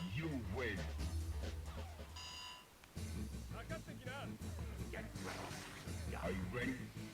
Go. Ken can actually juggle out of it when it juggles like that, but it's very difficult to do deliberately. There are a couple random setups for it, though. Urine. We were watching some Urians earlier. That's likely it. Maybe Hard Kick won't always... Like, maybe you'll get, like, random far Hard Kick. It'll just be fucked. I found out relatively recently that the first hit of Chun-Li's close medium punch leads to hard bird kick and nothing else she does. Whoa! Nothing else she does will lead to hard bird kick. I didn't actually lab whether that's stronger than crouch variation to medium bird kick though. But someone mentioned it was possible. The screen position is horrible for Urian.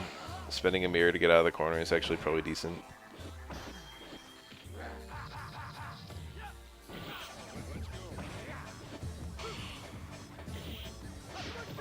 Oh, tricky. Oh no, he's dead! You win. Now. Are you ready? We'll see him again.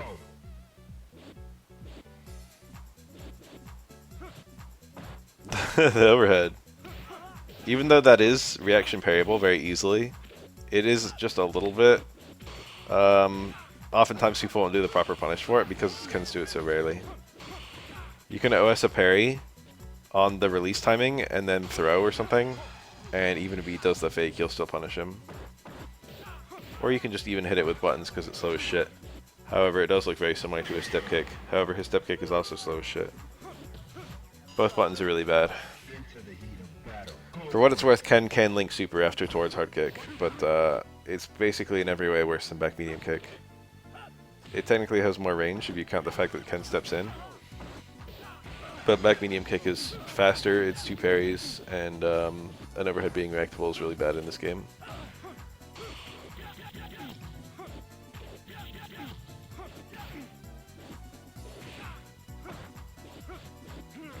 Oh, nice whip punish.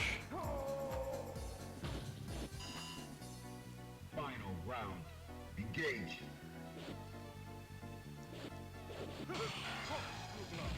Oh, he committed. I saw the first trim of low medium kick there. Got him? Nope. Parries. Nice punish, too.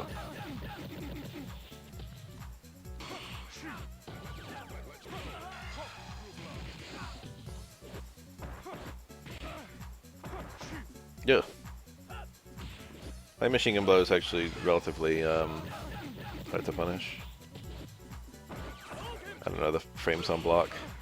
Rarely do Dudley players actually do it. Yes, the DP. You win. Now. Ibuki. Prepare to strike.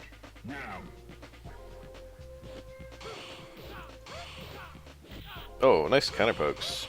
Oh, beautiful, beautiful! This is what Third Strike's all about. We've seen more parries and blocks in this round.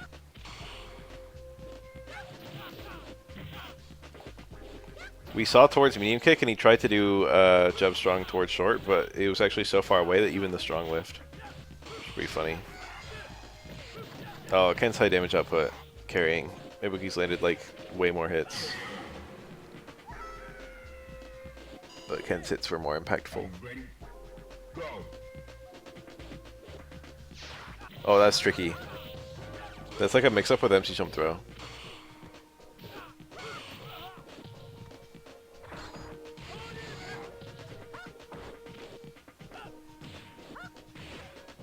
Wake up, something airborne. Ibuki has like 3 different moves that all work for that. Might have been Kazakiri. Back medium kick is a pretty iffy button. Oh, that killed. Ibuki's low HP.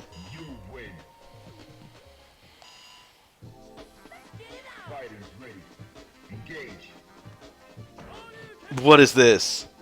MC jump light DP. He didn't even wait. Oh, Necro can't punish that super well on reaction very easily. Like, if he's on point, he can get like back medium kick into spin hook or back heavy punch or something. But it's not free.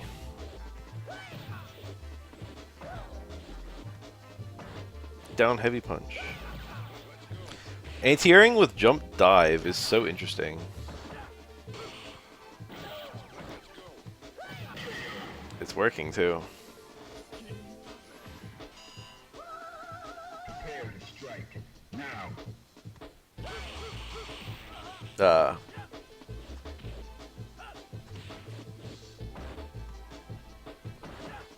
Empty jump can anti-airs with OS parry into TC.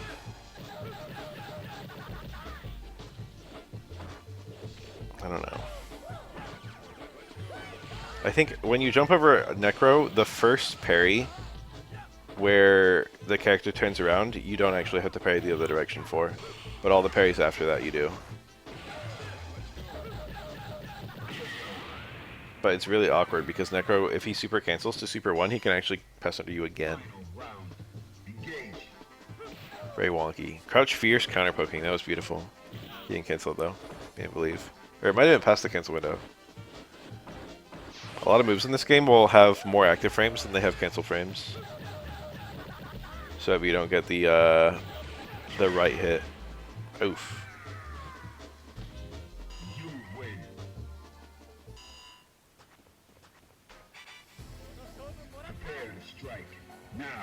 You can't super cancel. Nice. My head on the ground. Wake up, slight walk in, peg throw. I mean, it might have been a Kara. I don't think it was. Ken's Kara is notoriously difficult. Alright, he's dead to one thing. Okay, except that. If it was Yun, he would have a TC there.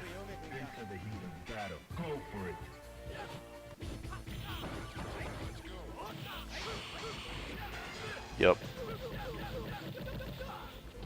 The 2 parries is because you'll often, you'll often get far normals after parrying just the first hit of EX Rekka. And more importantly, if you get a far normal, not only will you not be able to get combos out of it necessarily, ooh, that requires a Kara versus twins.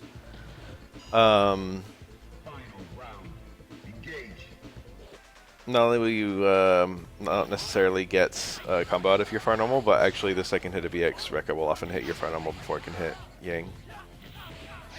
Oh, that was for kill, I think. If we hit medium kick into light kick into, I mean medium punch into light kick into EX Rekka, I might have dizzied.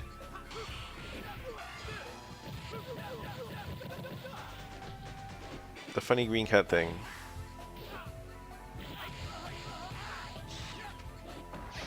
Relax these orbs. It's called dark humor or whatever the meme is.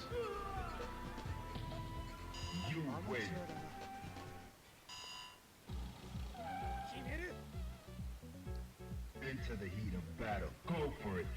I love how we've all collectively decided how aliens talk and what alien words look like.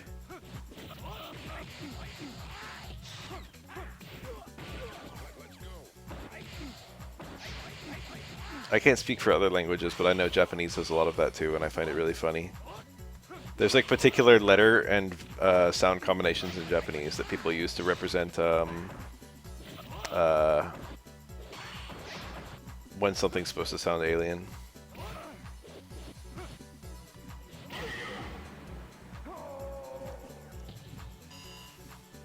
Prepare to strike now.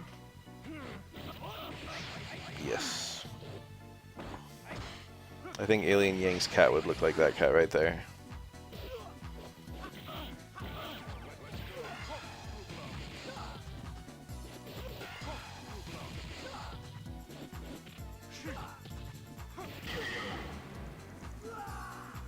I love that CVS or SVC recently has been in the limelight,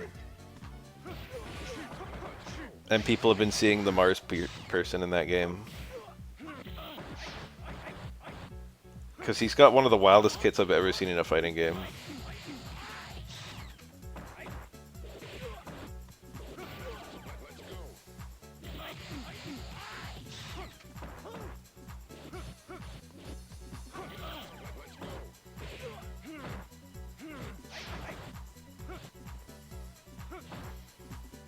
The SVC is actually a pretty damn interesting game. They got overhated at release. Into the heat of battle. Go for it.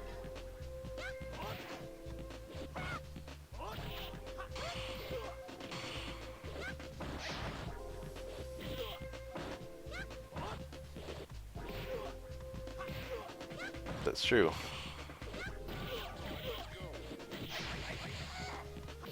A lot of the dislike of SF3 comes from New Generation and Second Impact, not so much from Third Strike. And New Generation is actually extremely jank.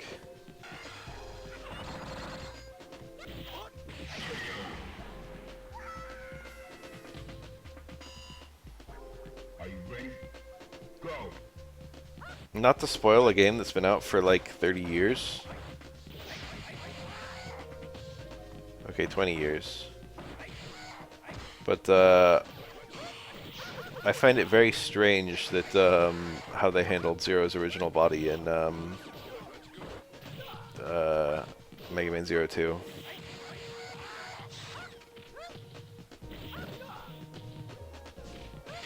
Beautiful.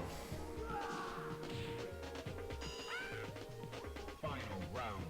Go for it. It feels like a very easy opportunity to just have the classic Zero design from Mega Man X. And instead they have it be the redesign from Mega Man Zero as well, despite the fact that it's the original body. I've never played Zero before, actually. I played Zero 1 through 3 and not 4. I've also only beaten Zero 1 and 3 one time each. However, I've beaten the fuck out of Zero 2 repeatedly. You win. Prepare to strike. Now. I like how like Mega Man games will all be very samey, but there'll be like one random game in the middle where people were like, oh, this game really had all the things people like and none of the things people don't like. That's like, oh yeah, Mega Man 2 is kind of the best of the best, or Mega Man X, or Mega Man X4. They'll like point to a specific game in a series of games where all the games are very similar to each other. And I don't think they're wrong. I'm not trying to say they're wrong. It really is like this. And I'll be like, oh yeah, the level design was just really came together in this one specifically. Or like, oh, the mechanics really worked here. This one didn't have any of the cancer. It feels like every Mega Man game has a little bit of cancer.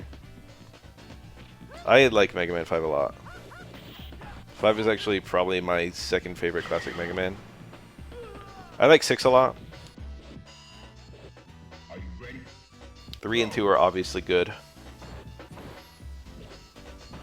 I can't ignore how good 2 is. 2 probably is the best. I don't love 8. I've beaten 8 a lot. I grew up with it. Neem's an 8 enjoyer. That's interesting. It does have a good soundtrack. Da-na-da-na-da-na-da-na. I'd be sitting on the level select. I also like the way bolts work in 8. Final round. Now. A lot of nice things to say about Mega Man 8.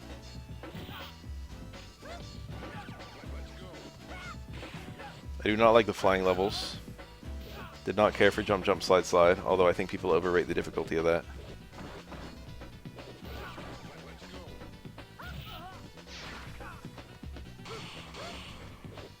The bosses were pretty cool. I like the way weaknesses work. It has the same thing that Mega Man and Base had.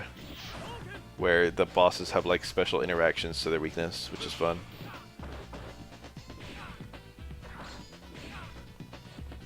The thing about jump, jump, slide, slide is I played a lot of like that particular mechanic was in so many shitty games of that era. The fact that jump, jump, slide, slide is even how we can refer to it is such a kindness by the game that it tells you what it wants you to do before it has you do it. Because there were a lot of games of that era where it was just bullshit. It would just have you, like, it was like an otherwise good game up until that point, and then you just had to do, like, a freaking thing where you just had to, like, get perfect, like, jumps and slides and whatever. Super fast auto-scroller. Like, I remember that in, obviously, Battletoads has a really notorious one on, like, level 3. Where all of a sudden the game just, like... I remember Era the Acrobat was a pretty damn good game. That abruptly had, like, a crazy hard, super fast auto-scroller. In, like, the second world. Era the Acrobat's actually a fantastic game.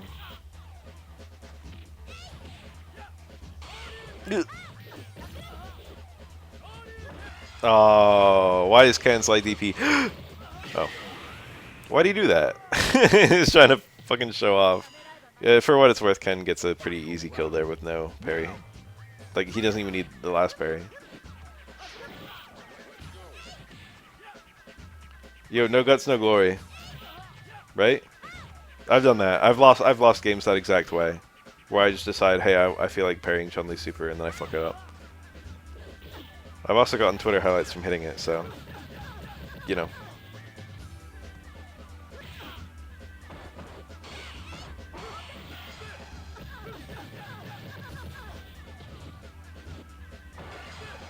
What was that?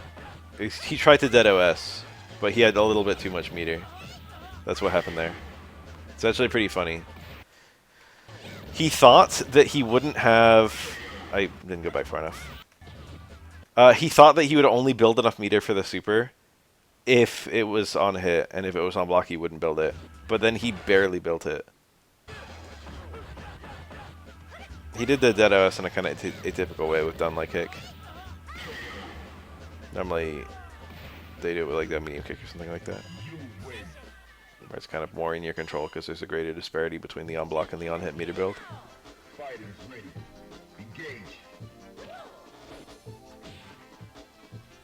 Ken had to seriously throw to lose both of those rounds. Okay, that's a lie.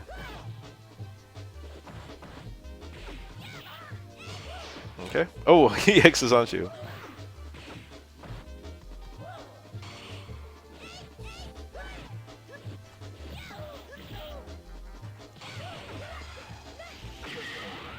I think a lot of the Battletoads players at this point have just, you know, memorized it.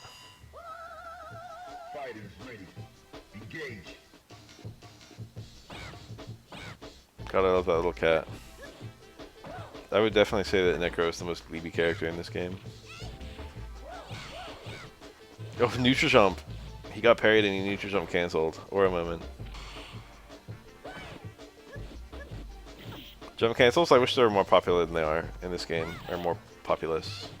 I wish they were more common. I think it's a really fun mechanic, but there aren't that many. Chun-Li's got a really good one. Ibuki's got a few, including a non-block one. Or two.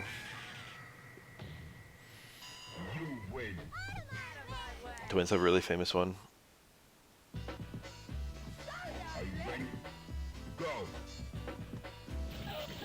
Nice. 12 with his close medium kick. It's just medium kick.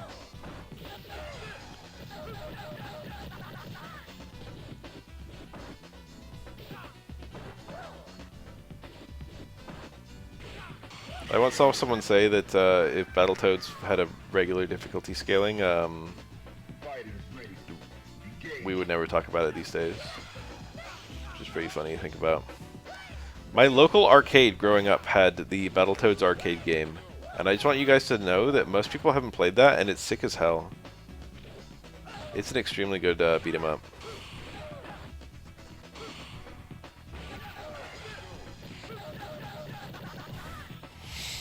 At Evo, we kept cutting to the, me and my friends when we were watching it, we kept cutting to the Killer Instinct stream to see what was going on, and there was like a Rash player who was doing really well. And we just kept laughing just because of the inherent comedy of a Battletoad. You win.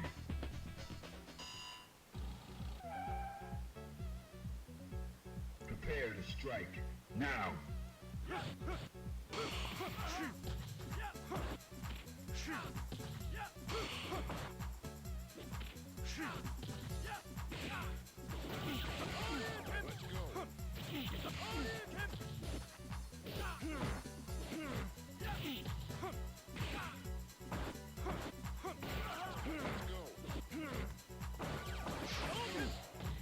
He tried the red parry.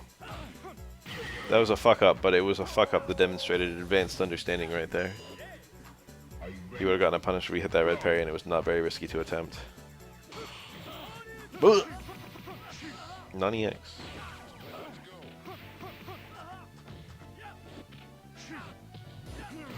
Oh no. He's dead? Not quite. Oh! It's okay. You got so much health. Universal Ever was a smart thing to go for there. Is that true? I guess if it's running at like, you know, 5/6 the normal speed, it's probably a little easy to react to stuff.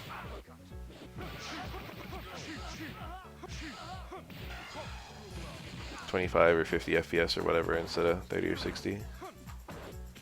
That's funny, I think it might be a PAL change. Rare had a lot of stuff like that. There are several levels in the Donkey Kong Country trilogy that are broken because of changes between the PAL and NTSC Super Nintendos. Why do people never discuss the traffic cone? I certainly don't think about it very much. Enemy spawning is a little funky. Like sometimes enemies won't spawn properly. Or there's like whole levels that are broken actually. Donkey Kong Country 3 has a really notorious example where a level is supposed to have a barrel that fires upward continuously, and you have to periodically swap it, but like the things it's supposed to shoot through don't load in properly on the NTSC versions. So you like can bypass a good chunk of the level by not having to swap it nearly as often. There's like other stuff like that. There's like bonus barrels where there's supposed to be something for you to jump on, but it won't be there on NTSC consoles.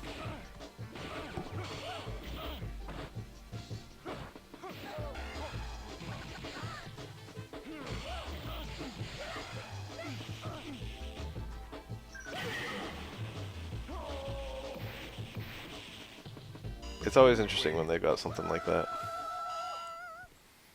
Battle. Fighters ready. Engage. 1/4 chicken. By weight? Or by, like, genetics?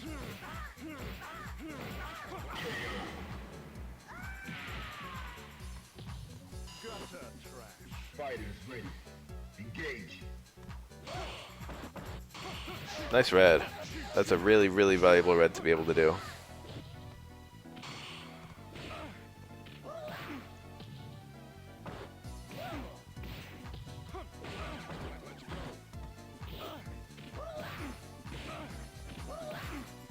Chicken from the knees down.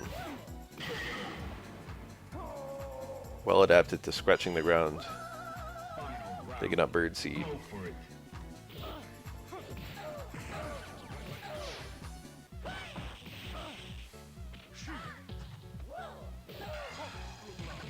Nice. The one hit confirming. That wasn't it? It looked like the same frame on Necro. Maybe he's holding that pose for 2 adjacent frames. Also, he can lay eggs. This is sounding less like a boy. Fighters ready. Engage.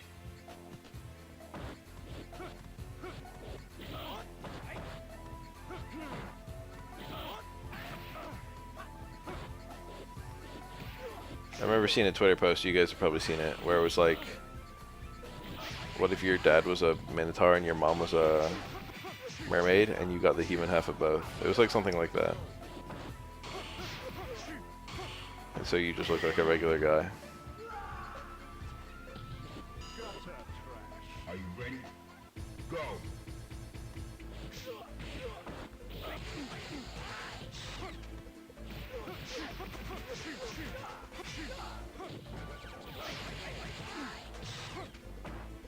A pigeon with the head of a lion.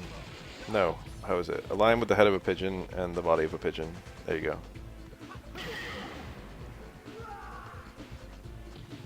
You win. Now. Are you ready? Go!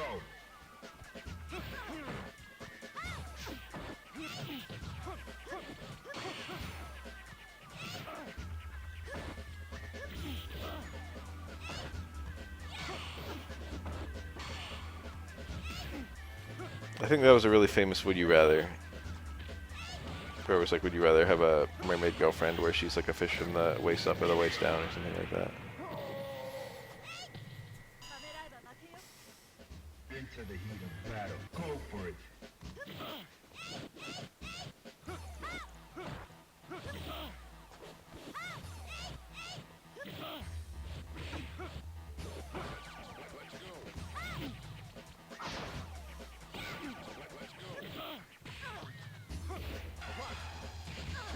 Holy shit. What an image.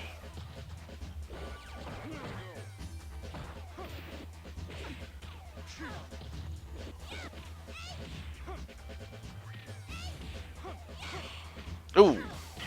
He waited too. Enlightened. Enlightened punish. He did forward parry and he waited for a super cancel and then he didn't see one and then he threw.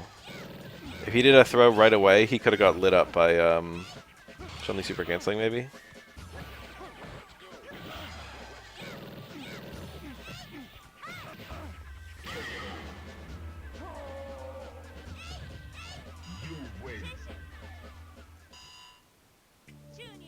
I thought about Cat Dog recently. Why is the Oro coming versus a fucking Chun-Li player?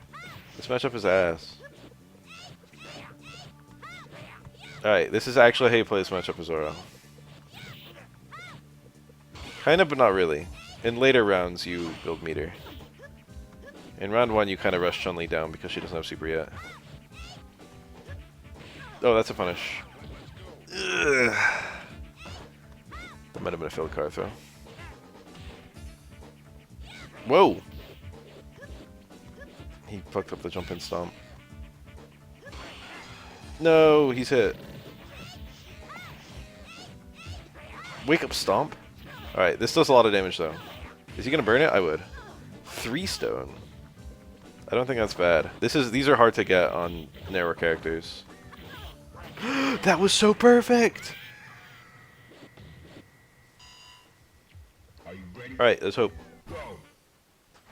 3 stone was probably the best hope, so I understand why he did it. Wow, that was a super confirm. Chun-Li's already had 2 super confirms this round. Alright, she's got no meter. Let's go nuts. EX is on show and wake up. That was super risky. Alright, she's got no meter. Go in, go in, go in. Yes! Oh. Yes, yes, yes. The back fears, they don't lead to anything. Don't eat those. Don't eat those! Where are the super cancels? That was a really tricky non-cross up. Oh. That's Chun-Li. You gotta go for gold versus Chun-Li, and oftentimes it just sucks and nothing good happens. One of the throws was a failed card throw, I think, and then one of them was just out of range. I don't know. One of them was too early and one was out of range, I think. Ooh. Failed Kara. That's very tricky for the opponent jumping out of the corner, is that they've got to kind of choose between coming down with a parry or coming down with being able to take a throw or being able to be safe against lows and other buttons. I'm a big Dorito stan. I'm a believer in the nacho cheese Dorito. and also in the spicy nacho Dorito. I'm even a believer in the mild salt Dorito. However, I do not love Cool Ranch.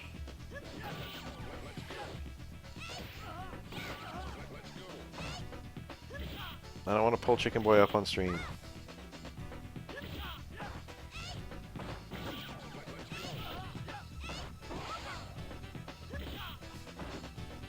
When I worked at Home Depot, I had a bag of Doritos every single time I worked there. Like every single shift. It was a 240 calorie bag. Final round. Go for it. 1/8 of my daily calories, 5 days a week, were Doritos. That's a lot of Doritos. That is a small bag, yeah. It kept me sane.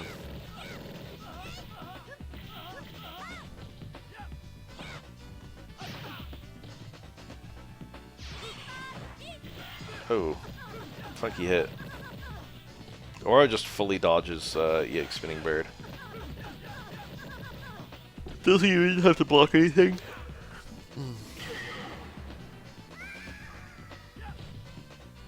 Jump and Stomp also beats it clean, which is quite hilarious because Chun-Li players will often try and EX Bird it, and then the Stomp just beats the EX Bird.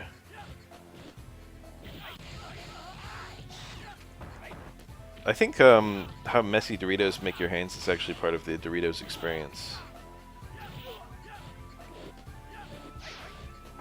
It's actually a kind of interesting phenomenon. Doritos, they can just make the chips with no dust, and they won't even taste different. But they don't do that because they consider the dust part of it. People like licking the dust off their fingers or whatever. Into the heat of battle. Go for it.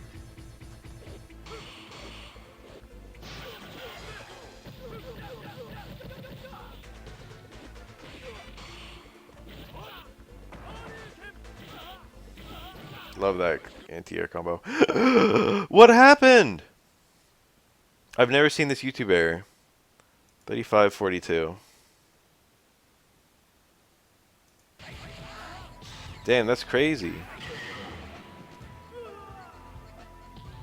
Scroll down. Huh?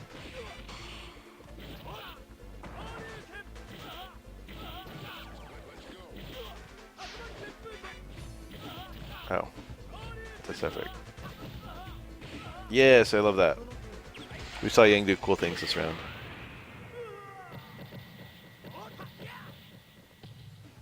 You win. Now. Prepare to strike. Now. I don't know. I think they've had more matches than just that.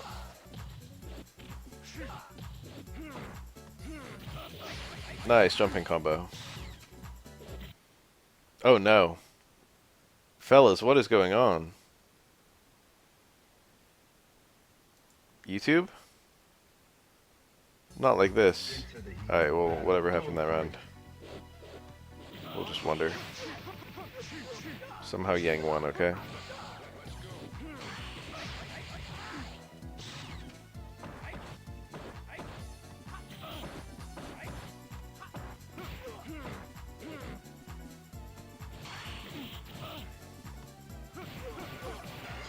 Nice combo. One of my favorites in the game, actually. The little short swing blow cancel. It's very cool.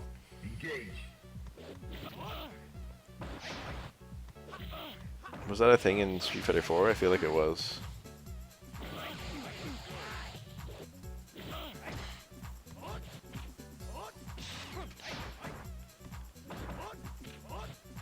I think point blank in Street Fighter 4 he could just do hard kick into light short swing blow.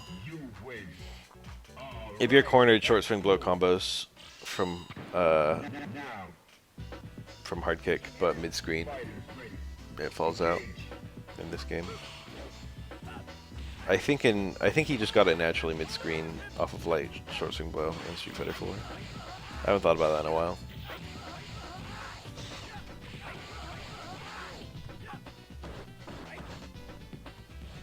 Remember, like, hard kick counter hit into EX ducking combos. That shit was so janky. Dudley would come back wonderfully in a game with punish counter.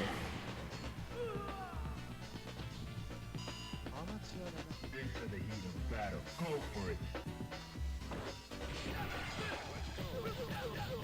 All the counter hit stuff in Street Fighter 4 was super, super janky. What is this? It's not... Today's not the day to watch YouTube. What is going on in the YouTube studios? I'm going to reload it one more time. 3830.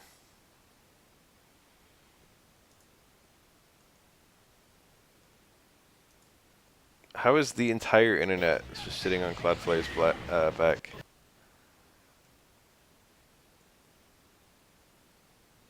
Alright. We're at the supposed timestamp. 3830. However, we're sitting here looking at Ken landing Shippu.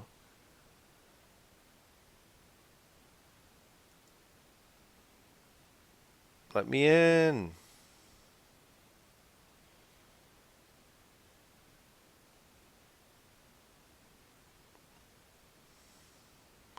You didn't miss the stream.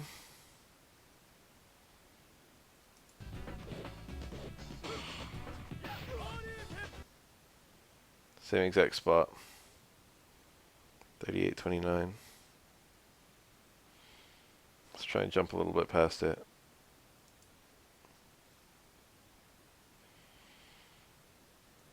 Yeah, we might be cutting it a little early today.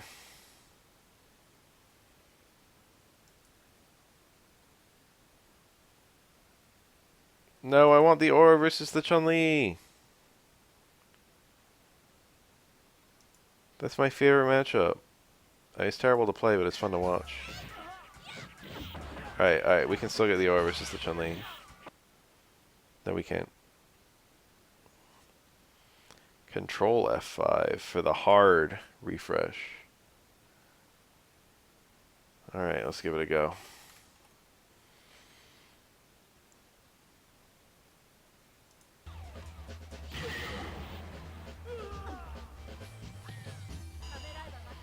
Alright, we're deeper in the video, but maybe it'll just keep on playing if I don't do anything.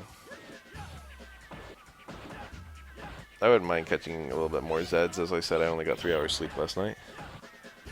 So maybe I will just stop after this video ends. I was going to anyway, actually. Uh-oh, guys.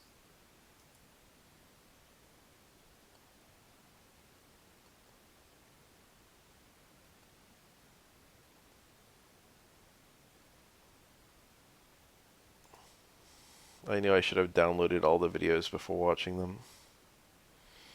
I'm going to do my best to get the Oro video. Oro. Change the quality? Yo, this guy. You know, maybe. Let's go down to 360p.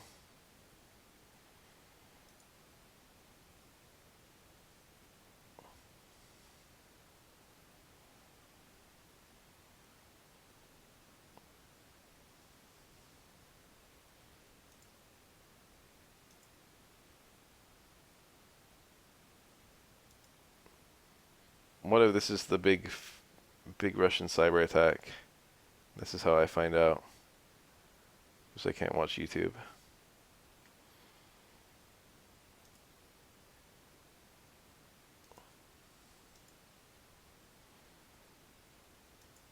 No, my Or versus Chun-Li. Alright, let's get a quick download of what happens. Okay. Okay. Or took some hits. Okay. I can't tell what's going on here. He's got like a super behind him. He's got stones activated, I think. Okay. Somehow he won. I think he probably got the touch of Dizzy. That's what I'm looking at here. That's what that looks like. That's the familiar signs. Okay, universal overhead. Jump in. That time he's getting owned. There he ate a super. Okay, this is 5 stone. Oh, she's dead. That looks like a touch of Dizzy too. He got a perfect on her.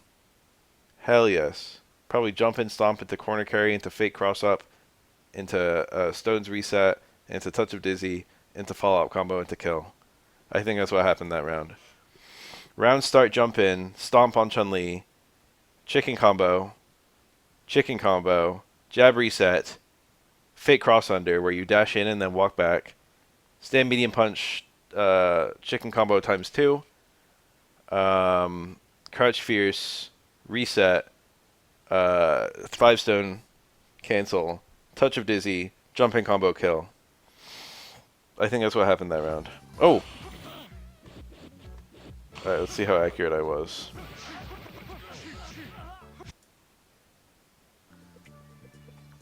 Okay, it wasn't jumping stomp. We're already wrong.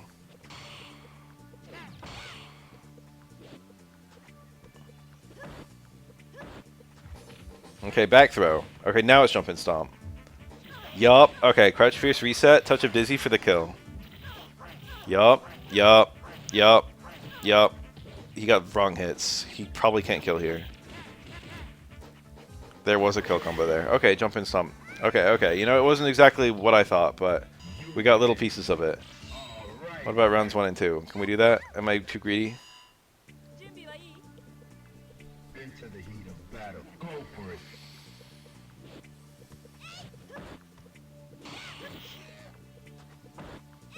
Oh!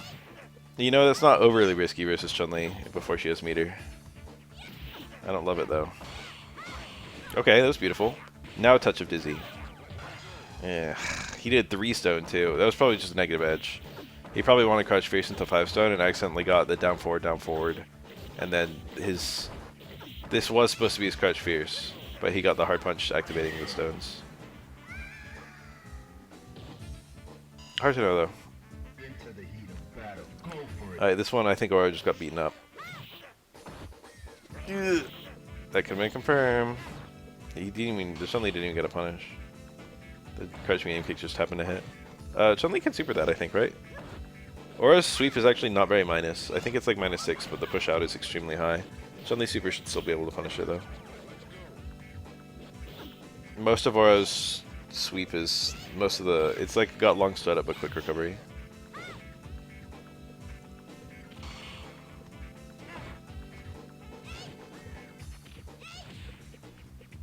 Duh. I would have died there too. Alright. We already saw that one. I'm not gonna go back and watch the Ken. Let's just close this out by watching the Aura. That looks very meaty. Ooh, nice dash in. I don't love the double jump there. I feel like it should have not been a double jump. Should have just been a regular jump. Both hits. Or all Rekkas. Reset to super here. No, what are we doing? He's immune! Ah, what the fuck was that? This is a very Gleeby color palette. This was just kind of a mistake by the Aura player. Right here, JP1, the launcher is the stomp, and then he gets 1 rep of chicken. From here, you can do stand medium punch activate super and just kill him. It's just a kill combo from here. Yang has 2 little HP, he dies. But instead he gets, that was 2, 3, here's 4, 5, and now he's getting 6 on the crouch fierce. So Yang, he can't hit fast enough for Yang to get hit by the super. So Yang is just guaranteed to be invincible until he lands. He basically did a reset when he had a kill combo. Into the heat of battle. Go for it. I've been using a heavy fireball a lot in neutral. I used to not use it at all. I used to use medium or light. But heavy actually has very nice recovery and a very nice arc. And I've come around to it. It's usually better than medium in my experience. Ugh. This matchup is stupid. Still winnable. Still winnable. Crouch fierce here, I would. I don't know what that's about. Okay, I do know what that's about. It didn't work though. Oh, he was too close to the... He was too far from the corner. Alright, activate. Just do it, yeah. 5 stone was good. Yes! Yes! 5 stone was really greedy, but it was the right call. 3 stone is much more typical there, but you really needed to get a lot of damage very quickly in that context. You couldn't give Yang any kind of leeway. And 5 stone is different than 3 stone because you can kind of like more reliably turn it into a full conversion. Nice.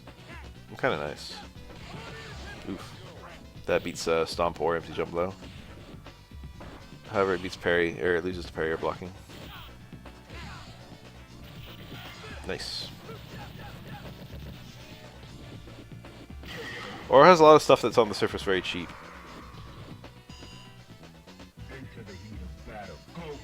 I would tentatively say he's the cheapest character in the game, although that might actually go to Genei Yun. But yeah, once you play this game a while, you start realizing that Chun-Li is the most cancerous character in the game, and it's not close.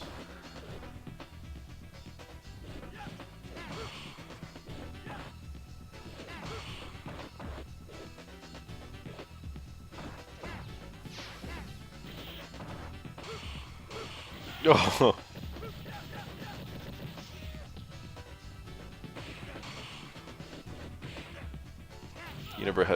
Universal red hit. This can is too strong. Or I did the most mild thing he could, and he still got punished for it.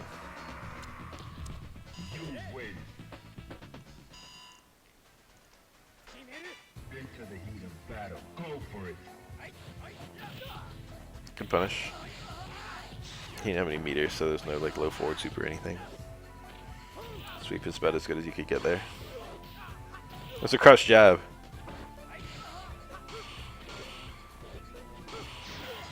Nice. And if you jump low parry, it's actually a surprisingly great option. If you play Third Strike a lot, you start to realize that a lot of people anti-air with like OS block into low button. That's like the most timid way to anti-air. It's the most non-confrontational way to anti-air. The no anti-air, as they say. Very interesting interaction, and Yang didn't even get a punish, by the way.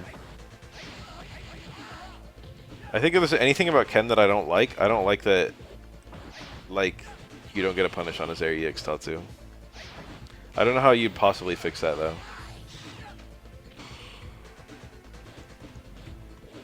I think Ken, for the most part, is okay. His damage is a little bit high. If I was rebalancing this game, I would almost not change him.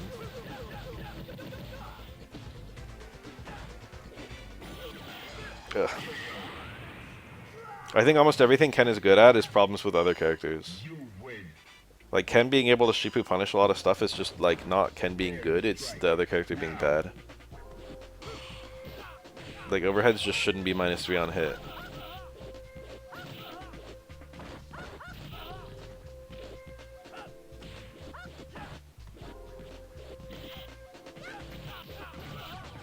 Anti-air parry and air parry both affect the unusual way that neutral works in this game.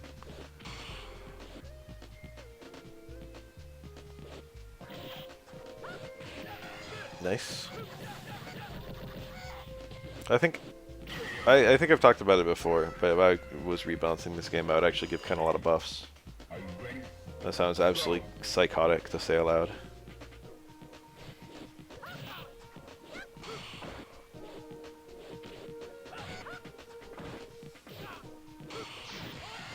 Nice. I would make medium and heavy DP better. That was the dead OS. Really amusing little moment, by the way. He does dead OS hard punch here, thinking the only way he'll build the meter is if he gets the grounded connect, which is accurate. But Ibuki does something with frame 1 airborne, so she gets him midair.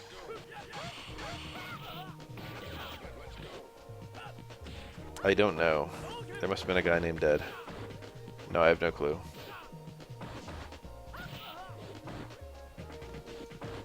It probably stands for something.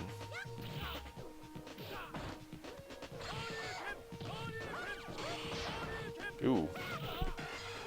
That's like max damage, but... Okay, no, that was the right play. Did he miss the super cancel? Or did he just not go for it? Oh my god, I'm getting scared. Oh my god. Clutch. Unbelievably clutch. It was really interesting seeing that close hard kick into Super 1. Rarely do you see that route, but it is like Ibuki's max damage, I think. Or up there.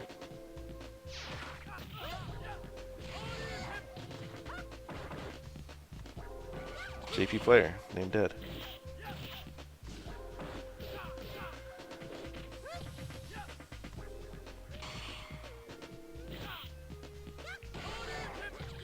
It's funny that Ibuki has actual confirms into SA1.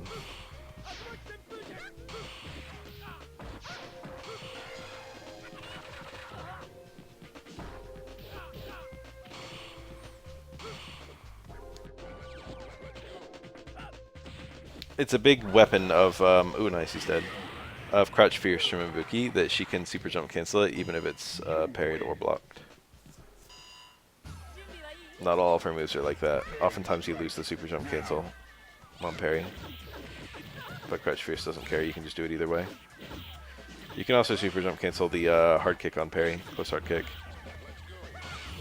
But that one's more... no, it's still very useful.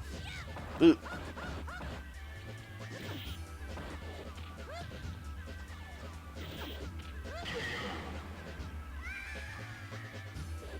Good sometimes to lose the jump cancel. That's an interesting thing to say that I never would have considered. Oh. This is a hard round to win.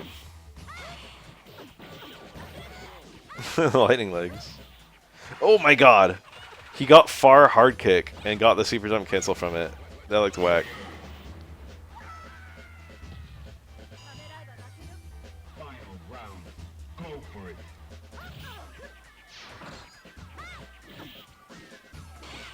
Yeah. Ugh, why was it not a super? Was that a mistake? I think it was deliberate. Oh, look at that. Beautiful. But he's unsafe, I thought. That was so high. I thought Chun-Li would be able to punish it with a left forward, but Chun-Li didn't go for it.